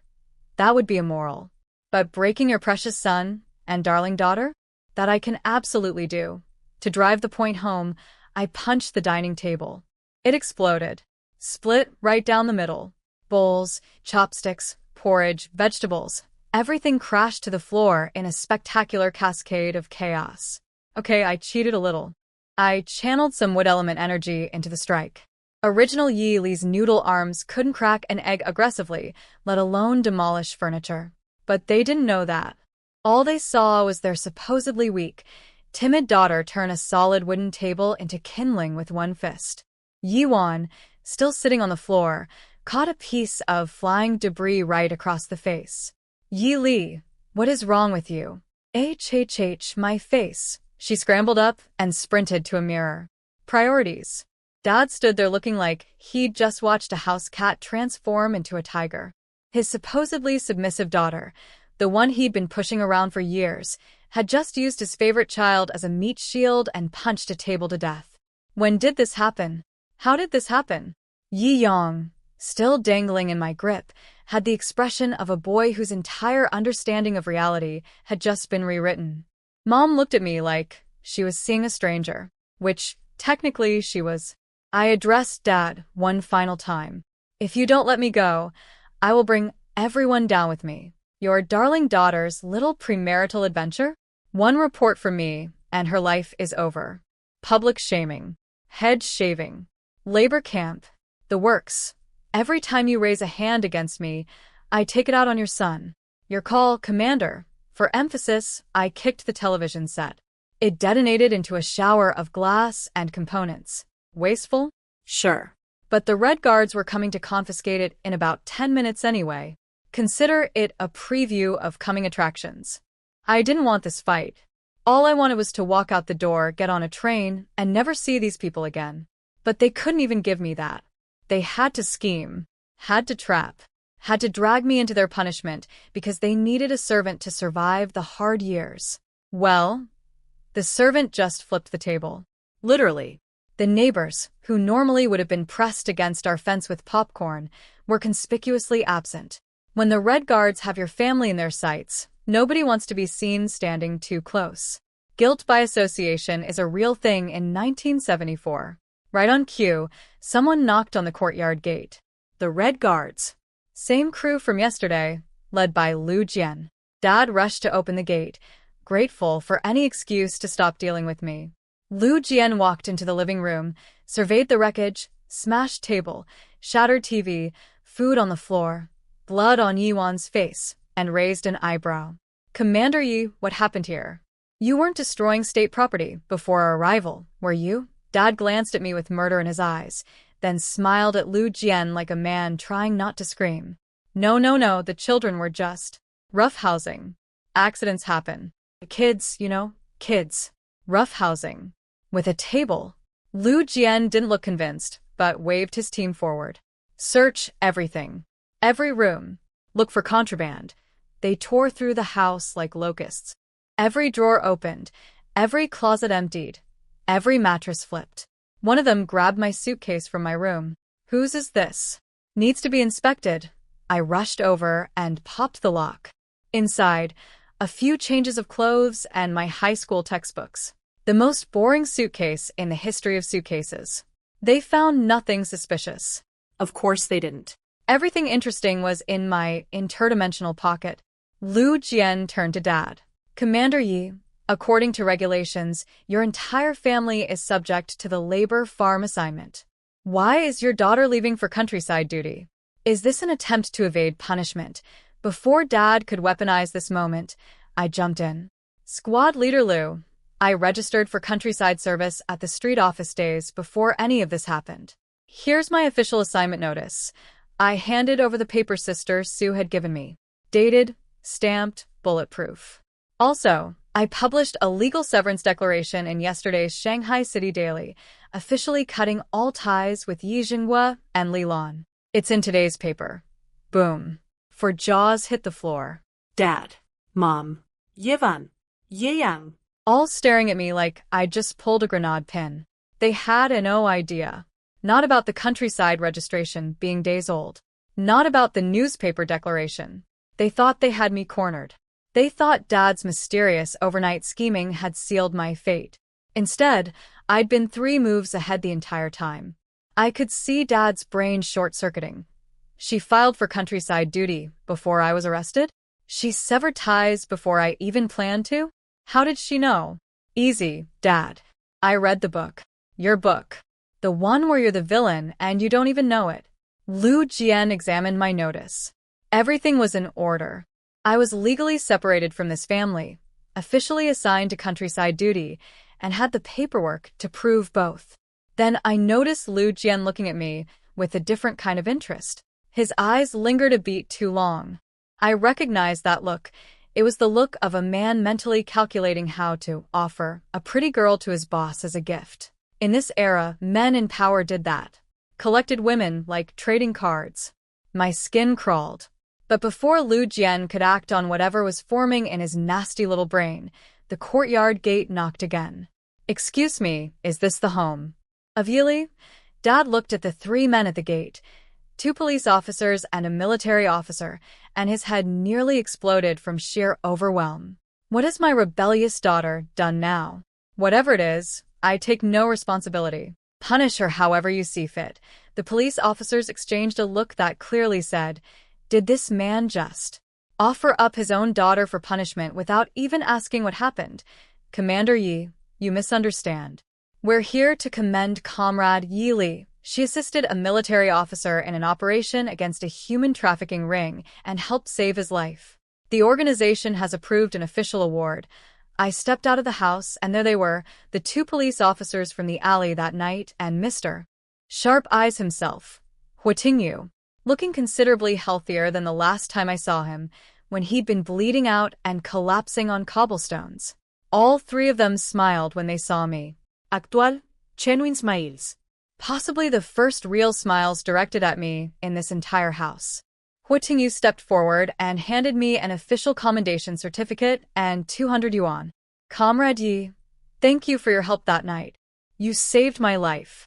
This is the organization's recognition of your bravery. I accepted both with a proper bow. It was nothing really, just doing my civic duty. Inside, I was doing cartwheels.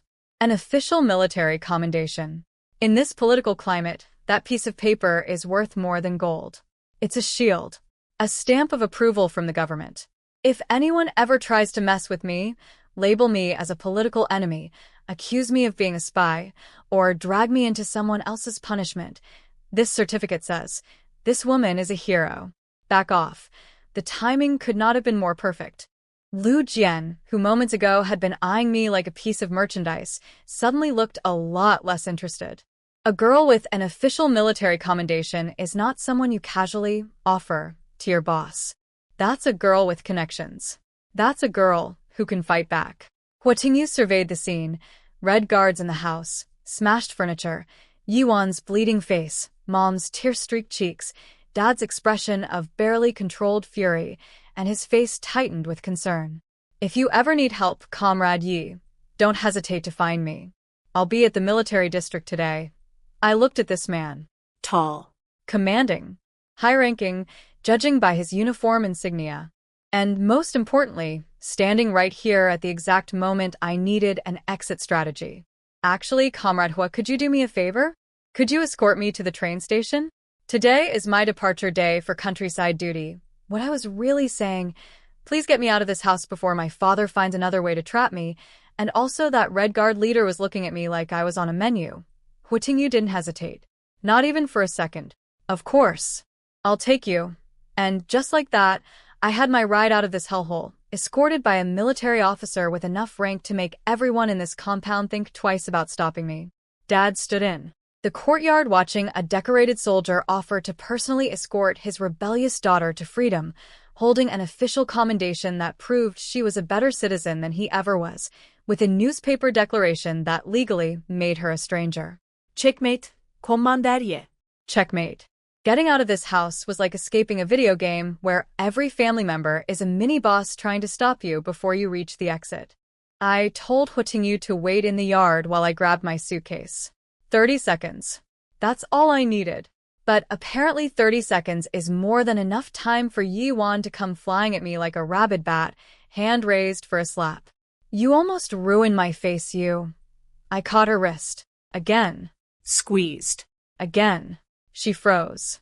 Again. Your face is the least of your problems right now, sis. Want me to add to your list? She deflated like a punctured balloon. 2 for 2 on the wrist grab. You'd think she'd learn. Then Mom pulled out the ultimate weapon. She dropped to her knees. Right there on the floor, in front of everyone, full theatrical prostration. Lily, Mommy was wrong. I shouldn't have favored your sister and brother. Don't leave. Stay with us. I'll treat you just like I treat them, I promise. I almost laughed. Almost. Oh, really? Then let's send Yi Yuan and Yi Yang to the labor farm too. Families should stick together, right? Mom's face went white. That's completely different. Interesting. 5 seconds ago you promised to treat me the same as them. Didn't even last a full sentence. That might be a record, Mom. Congratulations. She had absolutely nothing to say to that. Mouth open. No words coming out. The sound of a woman realizing her manipulation script has a fatal plot hole. Dad started moving toward me with that I'm about to get physical energy, but I shut him down with a look. Everything I need is already filed. Newspaper declaration. Countryside assignment. All done before you got arrested. Legal. Official. Stamped. You have zero authority over me. Then Yi Yang shuffled up and tugged my sleeve. The baby of the family, pulling out the puppy dog eyes. Second, sis. You're really cutting ties with Mom and Dad? You don't want me as your brother anymore, this kid. This kid who never once stood up for me when the family ganged up on me. Who stole my pocket money for years. Who sat in his room eating snacks while I got screamed at. Now he wants to play the "but we're siblings" card?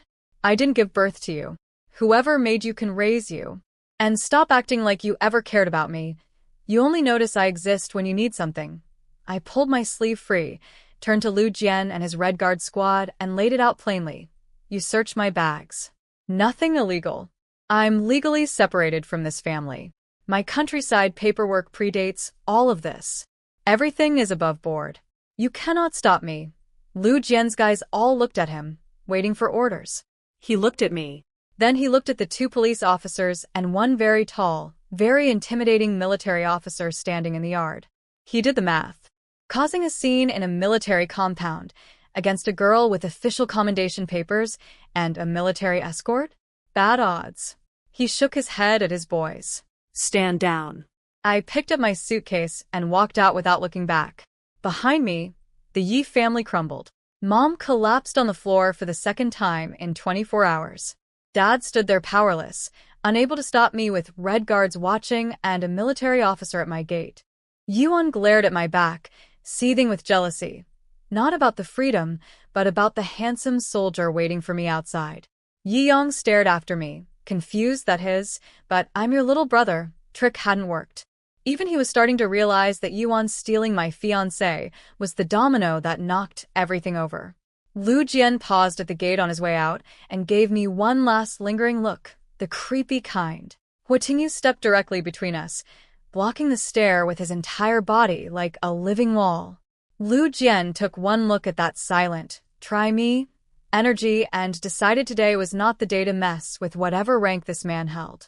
The Red Guards, left empty-handed, by the way, searched the whole house and found absolutely nothing of value, because I'd already cleaned the place out 2 nights ago.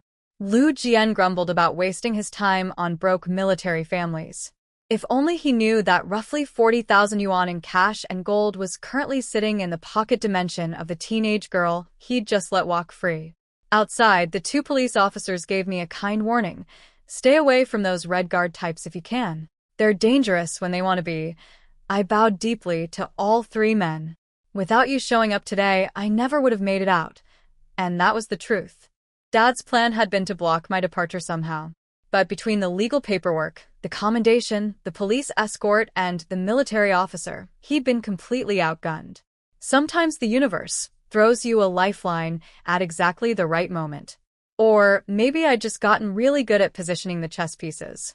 One last surprise before I left. Annie Zhang from next door came running out with a bundle of flatbreads and boiled eggs, shoving them into my hands with tears in her eyes. Take these for the train, sweetie. Take care of yourself out there. You're better off away from this family. Just be safe. Promise me. I hugged her. Actually hugged her. This woman, a neighbor, not even blood, had shown me more warmth in 30 seconds than my entire family had in 18 years. Thank you, Auntie Zhang. I'll be fine. I'll come visit someday. She shooed us off before I missed my train, wiping her eyes on her sleeve. Huitingyu took my suitcase without being asked, mentioned his car was parked outside the compound, and we headed for the gate. Not a single member of the Yi family came outside to see me off. Not one. No wave. No goodbye. No last look. Nothing. And honestly, that told me everything I needed to know. It confirmed every decision I'd made. The newspaper declaration, the countryside registration, the midnight raids on their hidden cache. All of it. I walked out of that compound with a suitcase in one hand, Annie Zhang's flatbreads in the other, a commendation certificate in my pocket, a secret fortune in my invisible storage space, and absolutely zero regrets. The Yi family chapter of my life was closed. Permanently. Next stop, the train station. After that, a frozen province up north, where nobody knows my name, nobody owns my future, and nobody gets to decide what I'm worth. Let's go. The 2 police officers said their goodbyes at the compound gate, wished me safe travels, and headed off. Good men. I owed them more than they knew. That left me and Huitingyu standing next to a military jeep. My train wasn't until 2 p.m., so I offered to buy him lunch at the state restaurant as a thank you. I'll buy, he said, in a tone that made it clear this was not a negotiation. Military men don't ask, they inform. He parked me at a table and marched to the counter before I could argue. The food arrived, and I nearly choked. Red braised pork, dumplings, pepper pork stir-fry, shredded potatoes, greens, egg drop soup. Half the dishes were exactly what I'd ordered the last time I ate here, the day I roasted yuan and xinyan in public. This man had been sitting across the restaurant that day and apparently memorized my order like it was military intelligence. Soldiers. Terrifyingly observant creatures. Then he disappeared outside and came back carrying a bag the size of a small child, stuffed with pastries, white rabbit candies, canned fruit, canned beef, fresh fruit, and, I kid you not, malted milk powder. Enough train snacks to feed a small village. For the journey, he said casually, like he hadn't just spent a small fortune on a girl he'd met 3 times. I started to refuse. He cut me off. If you hadn't helped me that night, I might not have survived those traffickers. Please. The man's face was so earnest and his energy so stubbornly generous that I just gave up. Fine. You win. I'll take your candy mountain. Then came the bombshell. I mentioned I was heading to Bin County in He Province, and his eyes literally lit up. My regiment is stationed near Bin County. I'm the commander of the 88th Regiment. I'm 28, by the way. He just volunteered his age. Unprompted, like a dating profile come to life. I choked on my soup. What kind of cosmic coincidence, I asked this. The man I fake-kissed in an alley 3 days ago is stationed next to my countryside assignment? The universe is either helping me or writing a romance novel. Possibly both. Commander Hua, truly impressive for your age, I said, and watched his ERS turn red. This man commands an entire regiment, and he blushes at a compliment from an 18-year-old. Adorable. Terrifying. Adorably terrifying. I noticed his table manners were impeccable, slow, precise, refined. Definitely not a farm boy turned soldier like my dad, who eats like someone's about to steal his plate. Huatingyu came from money, good family, good breeding. The kind of man my previous life as a surgeon would have appreciated over a nice dinner. He ate. I ate. Two people who'd survived very different kinds of danger, sharing a quiet meal. It was the most peaceful hour I'd had since arriving in 1974. After lunch, he grabbed an extra container of dumplings for my afternoon train meal. At this point, I'd stopped protesting.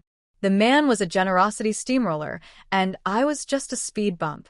At the station, he took one look at my hard seat ticket, 3 days on a wooden bench, and disappeared to the ticket window. Came back with a sleeper berth ticket. Upper bunk. I tried to pay the difference. Refused. Upper bunk is actually smart for a young woman traveling alone. Less accessible to creeps, harder for entitled old folks to bully you into swapping. This man thinks of everything. He carried my suitcase onto the train, got me settled, and even asked the attendant to keep an eye on me. I was genuinely touched. In the span of 3 days, this stranger had shown me more consideration than my family had in 18 years.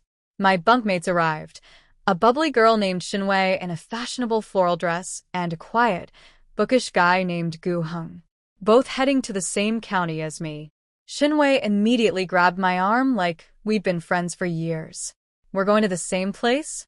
This is amazing. Road trip buddies. She spotted Huatingyu, and her eyes went full cartoon sparkle mode. Then she leaned over and whispered, "Is he your boyfriend?" "No," I said, with absolutely no idea how to explain what Huatingyu is to me. Acquaintance? Alley-kissing partner? Professional rescuer?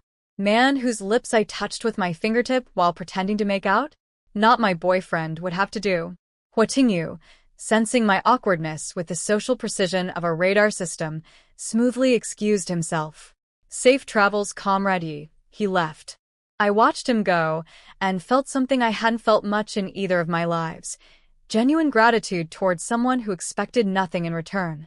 Xinwei was absolutely convinced we were secret lovers hiding our relationship. I let her believe whatever she wanted. The truth was too weird to explain anyway. A middle-aged man claimed the bunk below mine. Xinwei took the upper bunk across from me. Smart arrangement, 2 girls up top, and the train began to fill. I climbed onto my bunk, stretched out on an actual mattress instead of a wooden plank, popped a white rabbit candy into my mouth, and closed my eyes. 3 days on this train. Then a new life in a frozen province where nobody knew the name Yili. No scheming parents. No backstabbing sister. No useless brother. No cheating ex-fiancé. Just me, my secret powers, my invisible warehouse of supplies, and roughly 40,000 yuan that nobody knew I had. Meanwhile, back at E House, absolute chaos. But that was no longer my story to tell. I was writing a new one. Now, I wasn't physically present for any of this. I was stretched out on a train bunk, eating white rabbit candies and enjoying the sweet taste of freedom. But based on what I know about these people and how the original novel played out, I can paint you a very accurate picture of the absolute meltdown happening at the Yi household. First, Dad had to do something unprecedented. Make Yi Wan and Yi Yang do chores. The house looked like a tornado had fought a second tornado inside it. Smashed table, exploded TV, ransacked rooms courtesy of the Red Guards, food splattered everywhere courtesy of me. And for the first time in their pampered little lives, the golden children had to pick up a broom. Dad looked like he'd aged a decade in 48 hours. His spine wasn't as straight. His bark wasn't as loud. The great commander Yi Jinghua had lost his career, his money, his political standing, and his unpaid servant daughter, all in the same week. Rough Tuesday. His original, Master plan had been so elegant. Cut Yuan and Yiyang loose legally to protect them, then chain me to the labor farm as his wife's personal caretaker. Because why would the expendable daughter mind? She'd been their doormat for 18 years. Surely she'd just keep lying there. Except the doormat got up and walked out, with a military escort and a commendation certificate. While legally already a stranger, Mom cooked dinner that night. It was, by all accounts, terrible.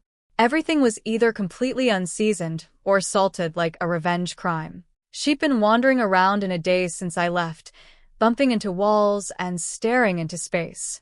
You'd think she'd lost the love of her life instead of the daughter she'd been mistreating since birth. She wasn't mourning me, of course. She was mourning the loss of her future unpaid farmhand. Then came the real show. Late at night, Dad crept out to the yard to dig up his buried treasure, the box of cash and gold he'd hidden under the rose bushes for Yuan and Yiyang, his last financial safety net, the thing that was supposed to keep his favorite children comfortable for years. He dug, and dug, And dug. Nothing. He dug harder, widened the hole, checked the coordinates, dug some more. Nothing. Picture this man, a disgraced military commander, on his knees in the dirt at midnight, frantically excavating his own garden like a deranged archaeologist, slowly realizing that his secret fortune has vanished into thin air. He kicked down Yuan's door so hard she nearly had a heart attack. Did you dig it up? Dig what up? Dad, I've been sleeping. My face is still swollen from where you punched me. Fair point. She had indeed been slapped into next week by his own hand earlier that day, thanks to my brilliant human shield maneuver. The guilt flickered across his face for half a second before being replaced by pure panic. The money is gone. I only told you where it was buried. Yuan's blood ran cold. Dad, please tell me you're joking. He was not joking. What followed was the most pathetic family activity in the history of the Yi household. All four of them, Dad, Mom, Yuan, and Yiyang, out in the yard past midnight, digging up every square inch of soil like a pack of extremely distressed gophers. They turned that garden into a moonscape. Found nothing. Mom was the first to point fingers. It was that rebellious girl. She stole it. Everyone immediately agreed. Of course it was me. Who else? But then Dad's military brain started poking holes. He hadn't heard me leave my room last night. He'd only told Yiwan about the hiding spot. My suitcase had been searched by the Red Guards in front of the entire family. No money inside. How would I have known where to dig? How would I have dug it up without anyone noticing? What he didn't know, I have plant superpowers. My wood element ability lets every root, stem, and leaf in that yard report to me like a botanical surveillance network. The roses told me where he buried the box. I pulled it out of the ground using telekinetic plant manipulation in under 60 seconds while pretending to use the outhouse. The dirt rearranged itself behind me like nothing happened. Try solving that mystery with your army training, Dad. They considered the Red Guards as suspects, but how would they get into a secured military compound at night? They considered outside thieves, but the timing was too perfect. In the end, they had no answers. Just an empty hole, a destroyed garden, and the crushing realization that their financial backup plan had evaporated. Dad collected himself because someone had to and refocused on what he could still control. Yuan, go to the Shin family tomorrow. Get your work transferred to the Northwest Arts Troop processed immediately. I'll publish the severance declaration cutting ties with you and Yiyang tomorrow. Then, the line that nearly made me laugh when I later heard about it. Wan, this is why your mother and I always loved you the most. Not like that rebellious traitor. Yes, Dad. Keep telling yourself that the daughter who robbed you blind, smashed your furniture, used your favorite child as a punching bag proxy, publicly aired your family's dirty laundry, and escaped under military escort is the problem, while the daughter who seduced her sister's fiancé, got pregnant out of wedlock, and can't boil a pot of noodles is the good one. Your judgment is truly impeccable. The next morning, Yuan dragged herself to the military camp to find Xinyan, face still swollen like a chipmunk storing acorns for winter. He pulled her aside, because being seen with a Yi family member was now social poison, and she unloaded the whole saga on him. Xinyan listened quietly. Didn't say much. Somewhere in the back of his mind, he was probably thinking about a certain girl with a new haircut and cold, steady eyes who'd walked away without looking back. But out loud, he said all the right boyfriend things. I'll go with you to the hospital. I'll get my dad to rush your transfer paperwork. The hospital? For the abortion. Because that baby, the whole reason this mess started, the reason I lost my engagement, the reason Yuan won, was about to be quietly disposed of like an inconvenient receipt. All that scheming, all that stealing, all that betrayal. And Yuan's grand prize was a swollen face, an empty bank account, a transfer to the middle of nowhere, and an appointment to end the pregnancy that was supposed to be her ticket into the Shin family. Meanwhile, I was on a train heading north, 40,000 yuan richer, powers intact, free as a bird, eating dumplings a handsome colonel had packed for me. Funny how life works out when you stop being everyone's doormat and start being the one holding the shovel. I slept for 3 straight hours on that train. 3 hours. Uninterrupted. No zombies trying to eat my face. No parents trying to sell me. No sisters trying to slap me. Just the gentle rocking of a train and the sweet, sweet sound of freedom. I woke up groggy, stretched, and accidentally caught myself staring at Gu hung on the bunk below, who was lying there reading a book like a character in a painting. All cheekbones and scholarly vibes. Shinwei caught me mid-stare. Oh, you're awake? You've been out for 3 hours, and I've had nobody to talk to. I'm dying of boredom. This girl is like a chatty kitten, impossible to be annoyed at. She pouted and everything. She reminded me of my cat from my previous life. I had to physically restrain myself from reaching over and squishing her cheeks. She set me to wash my face. I came back semi-functional, and we all shared dinner on Gu Heng's bunk. They had braised pork and rice from the state restaurant. I had Huatingyu's dumplings. Shenwei stole one before I even finished offering. Zero hesitation. I respected it. The mystery of our compartment was the middle-aged man on the bunk below mine. He'd been asleep since boarding. Hours. Hadn't moved, hadn't eaten, hadn't spoken. Just a lump under a blanket. We were all curious but figure, hey, maybe the guy just really loves sleeping. Who are we to judge? I certainly wasn't going to wake a stranger just because his nap exceeded normal human parameters. After dinner, the train's gentle swaying knocked me out again. 2 lifetimes of chronic sleep deprivation were catching up to me. In my surgeon days, I was on call 24/7.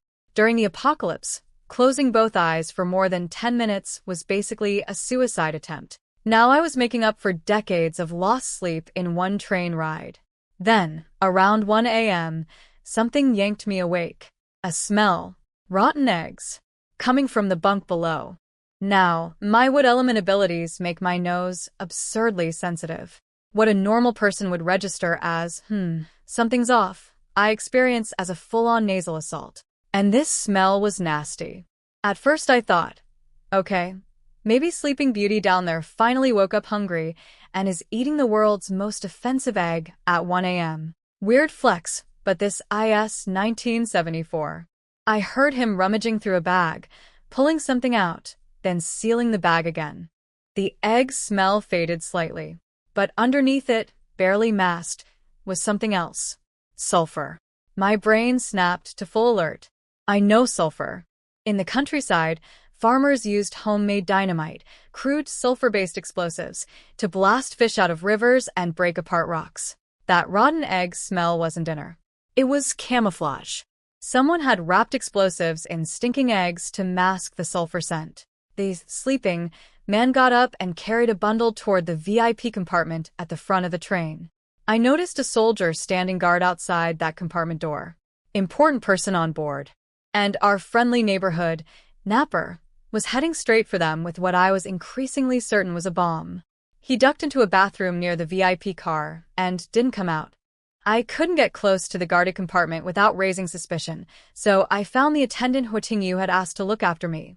Attendant Sue, and reported everything as fast as I could. Sue took it seriously, told the guard, and I crept back to my bunk. Guheng opened his eyes when I returned. Apparently the egg stink had woken him too. He saw it was just me, closed his eyes again. Shenwei slept through everything like a baby seal. The uncle came back shortly after. But his bundle? Gone. He'd left it somewhere. My stomach dropped. Attendant Sue came to our compartment with a cover story. Comrade Yili, your friend asked me to deliver a package. Could you come claim it? I followed him to the duty room where two soldiers, Zhang Jun and Li Jian, were waiting. We searched the bathroom you mentioned. Nothing there. No suspicious person, no package. I told them the man had come back without the bundle, which meant he'd stashed it somewhere else. How do you know it's explosives? Zhang Jun asked, understandably skeptical that an 18-year-old girl was identifying bomb components by smell at 1 a.m. Good question. Can't exactly say. I have supernatural plant powers that give me the nose of a bloodhound, so I improvised. I grew up in the countryside. Farmers use homemade dynamite to blast fish and break rocks. I've smelled sulfur-based explosives hundreds of times. Also, I've always had an unusually sensitive nose. Technically true. Just missing the "also I survived a zombie apocalypse and fought in supernatural combat for years" part. Zhang Jun decided to test me. If we walk you past the nearby compartments, could you sniff out the package? I nodded. Let's go bomb hunting. We headed toward the VIP car. Less than 10 meters away, I stopped cold. The smell was coming from a crew duty room. Li Jian lured the on-duty attendant outside with a fake question about train safety protocols, and we slipped in. Inside the attendant's own luggage, a package wrapped in cloth, reeking of sulfur under layers of rotten egg. The bomb. Right there. Meters from the VIP compartment. Not yet detonated. Everyone broke out in cold sweat simultaneously. If that thing had gone off, the VIP, the guards, and half the train car would have been obliterated. Zhang Jun sent someone to arrest the crooked attendant, then dispatched another soldier to our compartment to grab the fake sleeping uncle. But when they arrived at our compartment, the situation had gone sideways. The uncle was standing in the middle of the aisle with a handgun pressed against Shenwei's head. Shenwei, sweet, bubbly, had been sleeping peacefully. Shenwei had simply gotten up to use the bathroom. The second her feet hit the floor, this man grabbed her and put a gun to her temple. Wrong place, wrong time. Worst bathroom break in history. Gu Heng had tried to save her and gotten his leg kicked out from under him. The uncle was a trained fighter, not just some random accomplice. Everybody back off or I shoot her. The man was panicking. He'd watched me get called out by the attendant earlier, followed at a distance, and seen his partner get tricked out of the duty room. He knew the operation was blown, so he grabbed a hostage and was trying to fight his way out. Shenwei stood there frozen, gun against her skull, eyes wide, brain still processing the fact that she'd gone from peacefully sleeping to being a hostage in approximately 4 seconds. Zhang Jun was sweating. A dead hostage on his watch meant career destruction and, more importantly, an innocent girl dying. I assessed the situation with the calm of someone who has stared down hordes of undead. One man, one gun, one hostage. Tight space. I had powers that could end this in seconds, but I couldn't exactly make a vine shoot out of the floor and disarm him without blowing my cover. I needed a plan that looked normal. Something a regular 18-year-old countryside volunteer could plausibly pull off. Time to get creative. So I was standing there, strategizing how to rescue Shenwei without revealing my superpowers, when I felt cold steel against my throat. A knife. On my neck. From behind. Clear a path and release our partner, or this one dies. A woman's voice. Trained. Professional. Great. Not one spy, a whole team of spies. This was a coordinated operation. The sleeping uncle, the crooked train attendant, and now knife lady behind me. I'd stumbled into a full-blown espionage ring. Zhang Jun told everyone to back off and clear a corridor. He looked like a man whose performance review was writing itself in real time. Lost 2 hostages in one night, including the civilian who tipped us off about the bomb in the first place. Not a great look. The uncle held Shenwei. Knife lady held me. They shuffled toward each other and started barking demands. Standard hostage stuff. Release our friend, give us a way out, blah blah blah. I was actually relieved. Getting grabbed was annoying, but it solved my biggest problem. Now I was right next to the action. Close enough to make a move. Then a familiar deep voice cut through the chaos. Release the hostages. We'll let you leave safely. Your partner is here. Hua Tingyu. Standing there like he'd materialized out of thin air. Wait, didn't he leave? Didn't I watch him walk off the train hours ago? Was he on this train the entire time? No time to process that. Our eyes met for half a second. I could tell he was calculating the same thing I was. How to end this without anyone dying. Knife Lady was pressing harder. A thin line of blood trickled down my neck. Annoying. I've had worse paper cuts in the apocalypse. I'll stay as the hostage, I said calmly. Trade the other girl for your partner. The uncle liked this idea. He hated me. I was the one who'd blown up their whole operation. He was already fantasizing about killing me the moment they escaped. I could feel the murderous intent radiating off him like body heat. The swap happened. Shun Wei went to safety. I ended up in front of the uncle with a gun at my back. Knife Lady was nearby. Their arrested partner was being brought over. The uncle was thinking, once we're clear, first bullet goes into this girl's skull. I was thinking, buddy, you have no idea what you're holding on to. The instant the positioning was right, one gun, identifiable location, my body between him and the civilians, I made my move.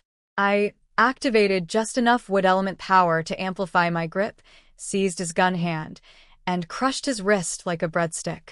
The gun dropped. Before he could scream, I flipped him over my shoulder and slammed him into the floor with everything I had. The sound of ribs snapping filled the compartment like bubble wrap at a stress relief convention. A lot of ribs.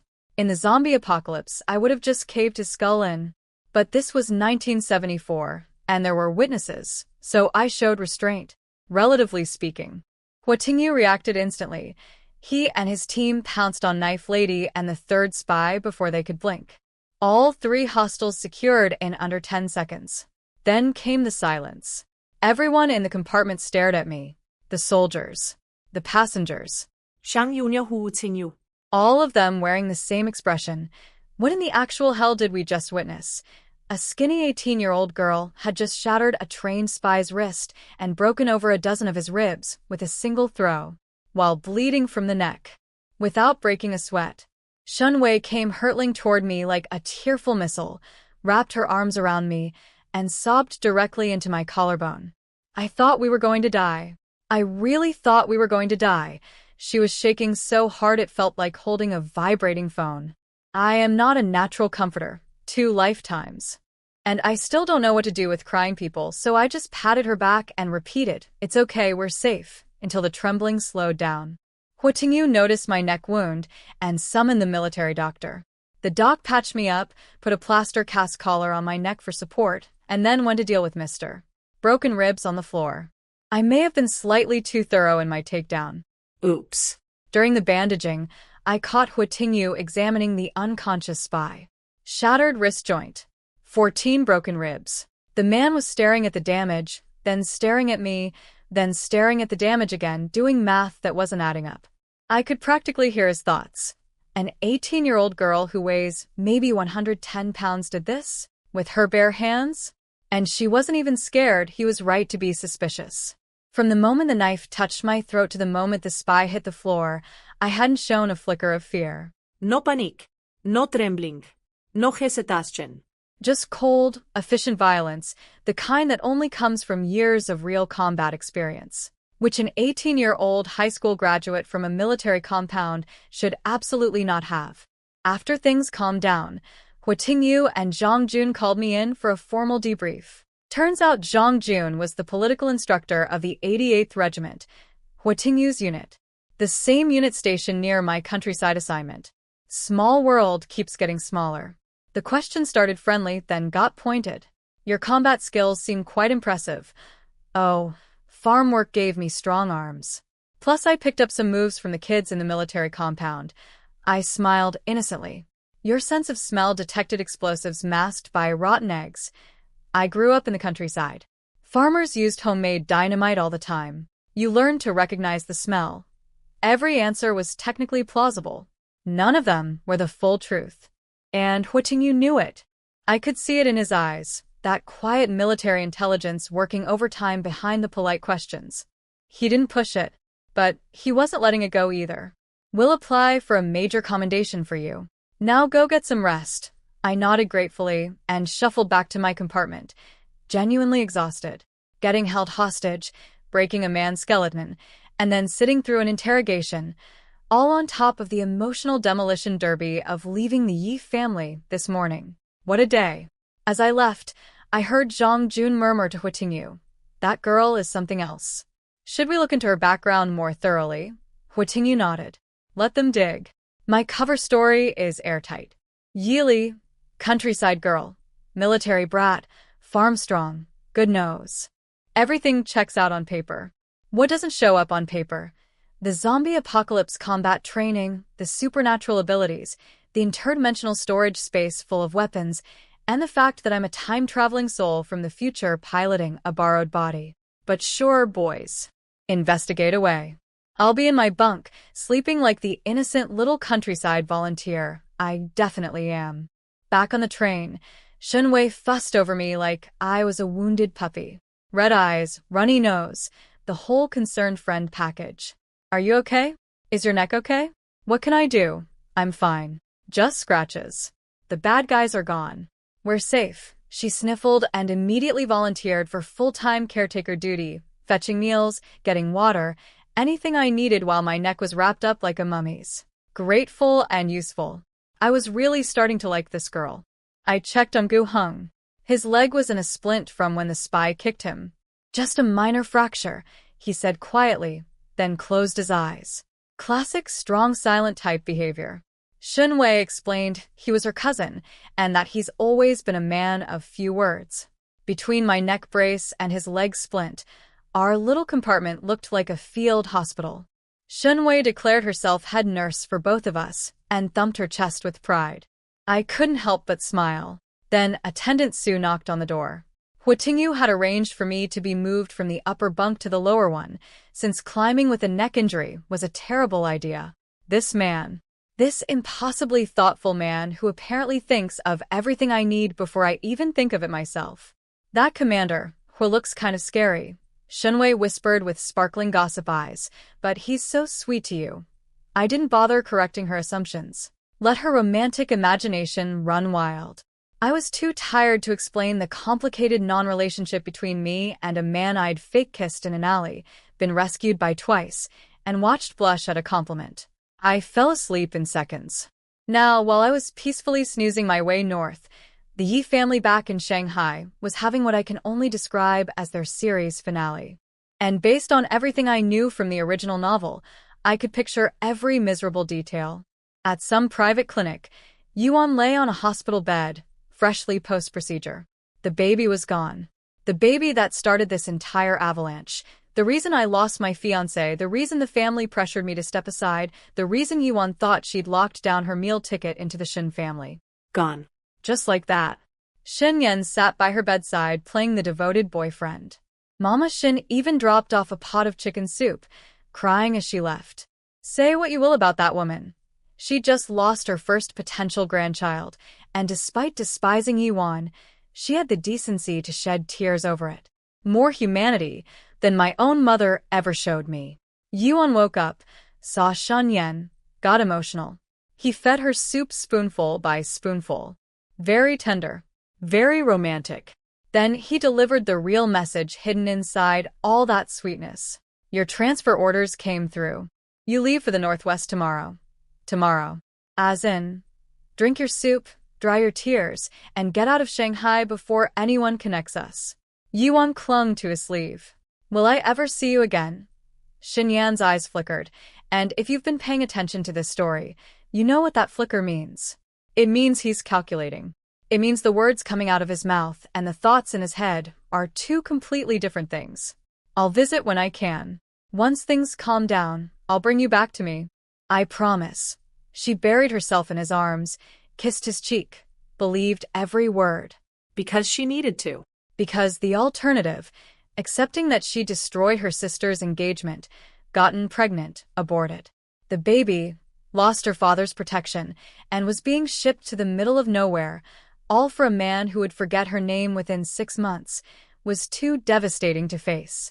He drove her to a spot near the compound, handed her the transfer papers and 1,000 yuan from the Shin family, told her to be low-key and Take care of herself, and watched her walk away. Then he sat in the car, lit a cigarette, and exhaled. Relief. That's what was on his face. Pure, undisguised relief. The girl was gone. The problem was solved. The evidence was disposed of. Shin Yan's career could proceed uninterrupted. What a prince. Back at the Yi house, the family had their last meal together. Mom made chicken soup. Apparently that was the day's theme. Dad handed Yi 1,000 yuan and some ration tickets he'd stashed in an overlooked corner of the living room. The only money that survived my midnight raids, purely because I hadn't thought to check behind the furniture in the front room.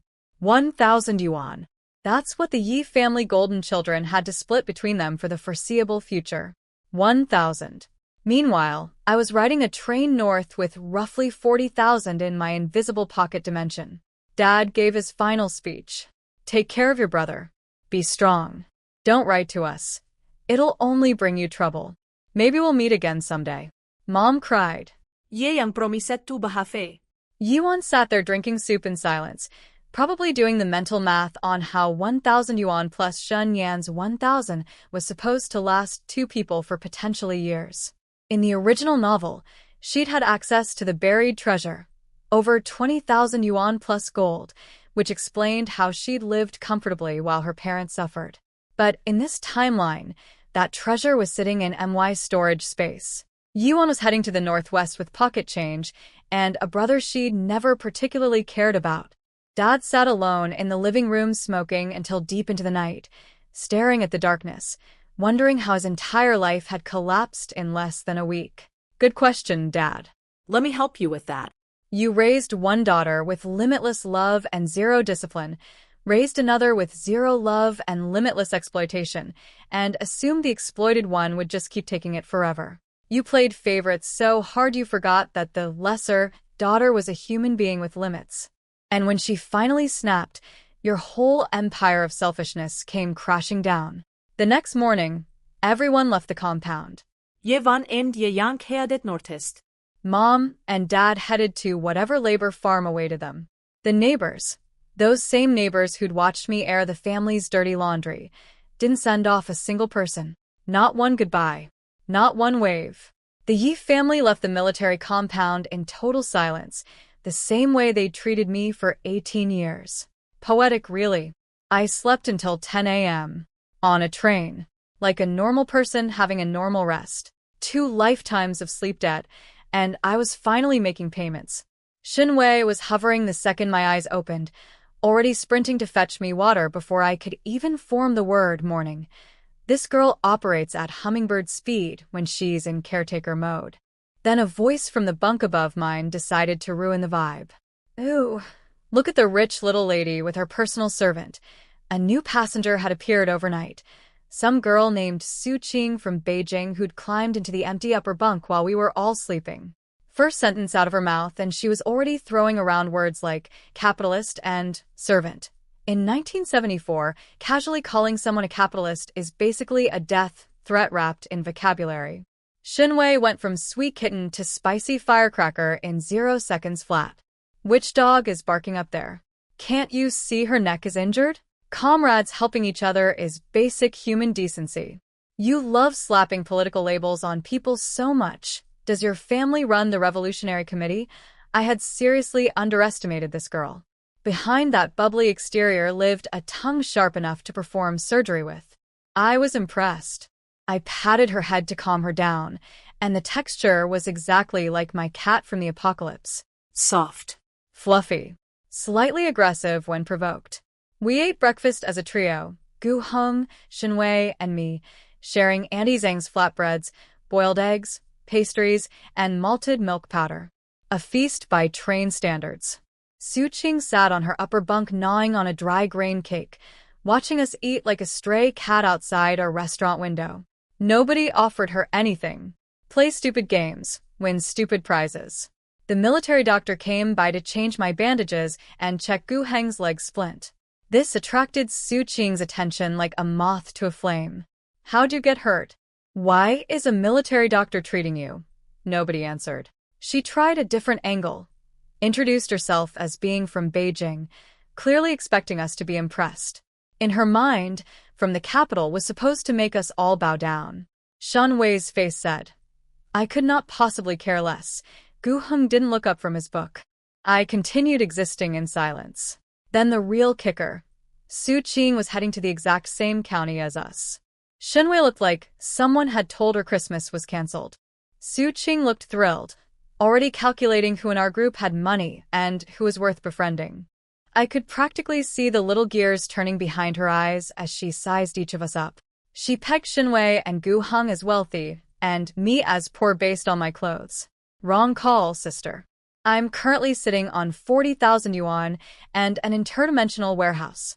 But sure, judge the book by its slightly worn cotton cover. The remaining day passed without incident. My neck was healing faster than it should have. Wood element abilities meant my body was quietly regenerating itself, but I made sure to keep the bandages on and act appropriately injured. Can't have a miraculous recovery, raising questions on top of the questions my spy fighting had already generated. Day 3. We pulled into the station and I stepped off the train into Hay Province air. Cold. Sharp. Clean.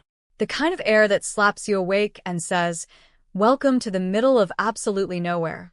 Attendant Sue and 2 soldiers helped carry our luggage off and escorted us to the gathering point for educated youth. Su Qing watched this military VIP treatment with jealous eyes, but kept her mouth shut. Smart.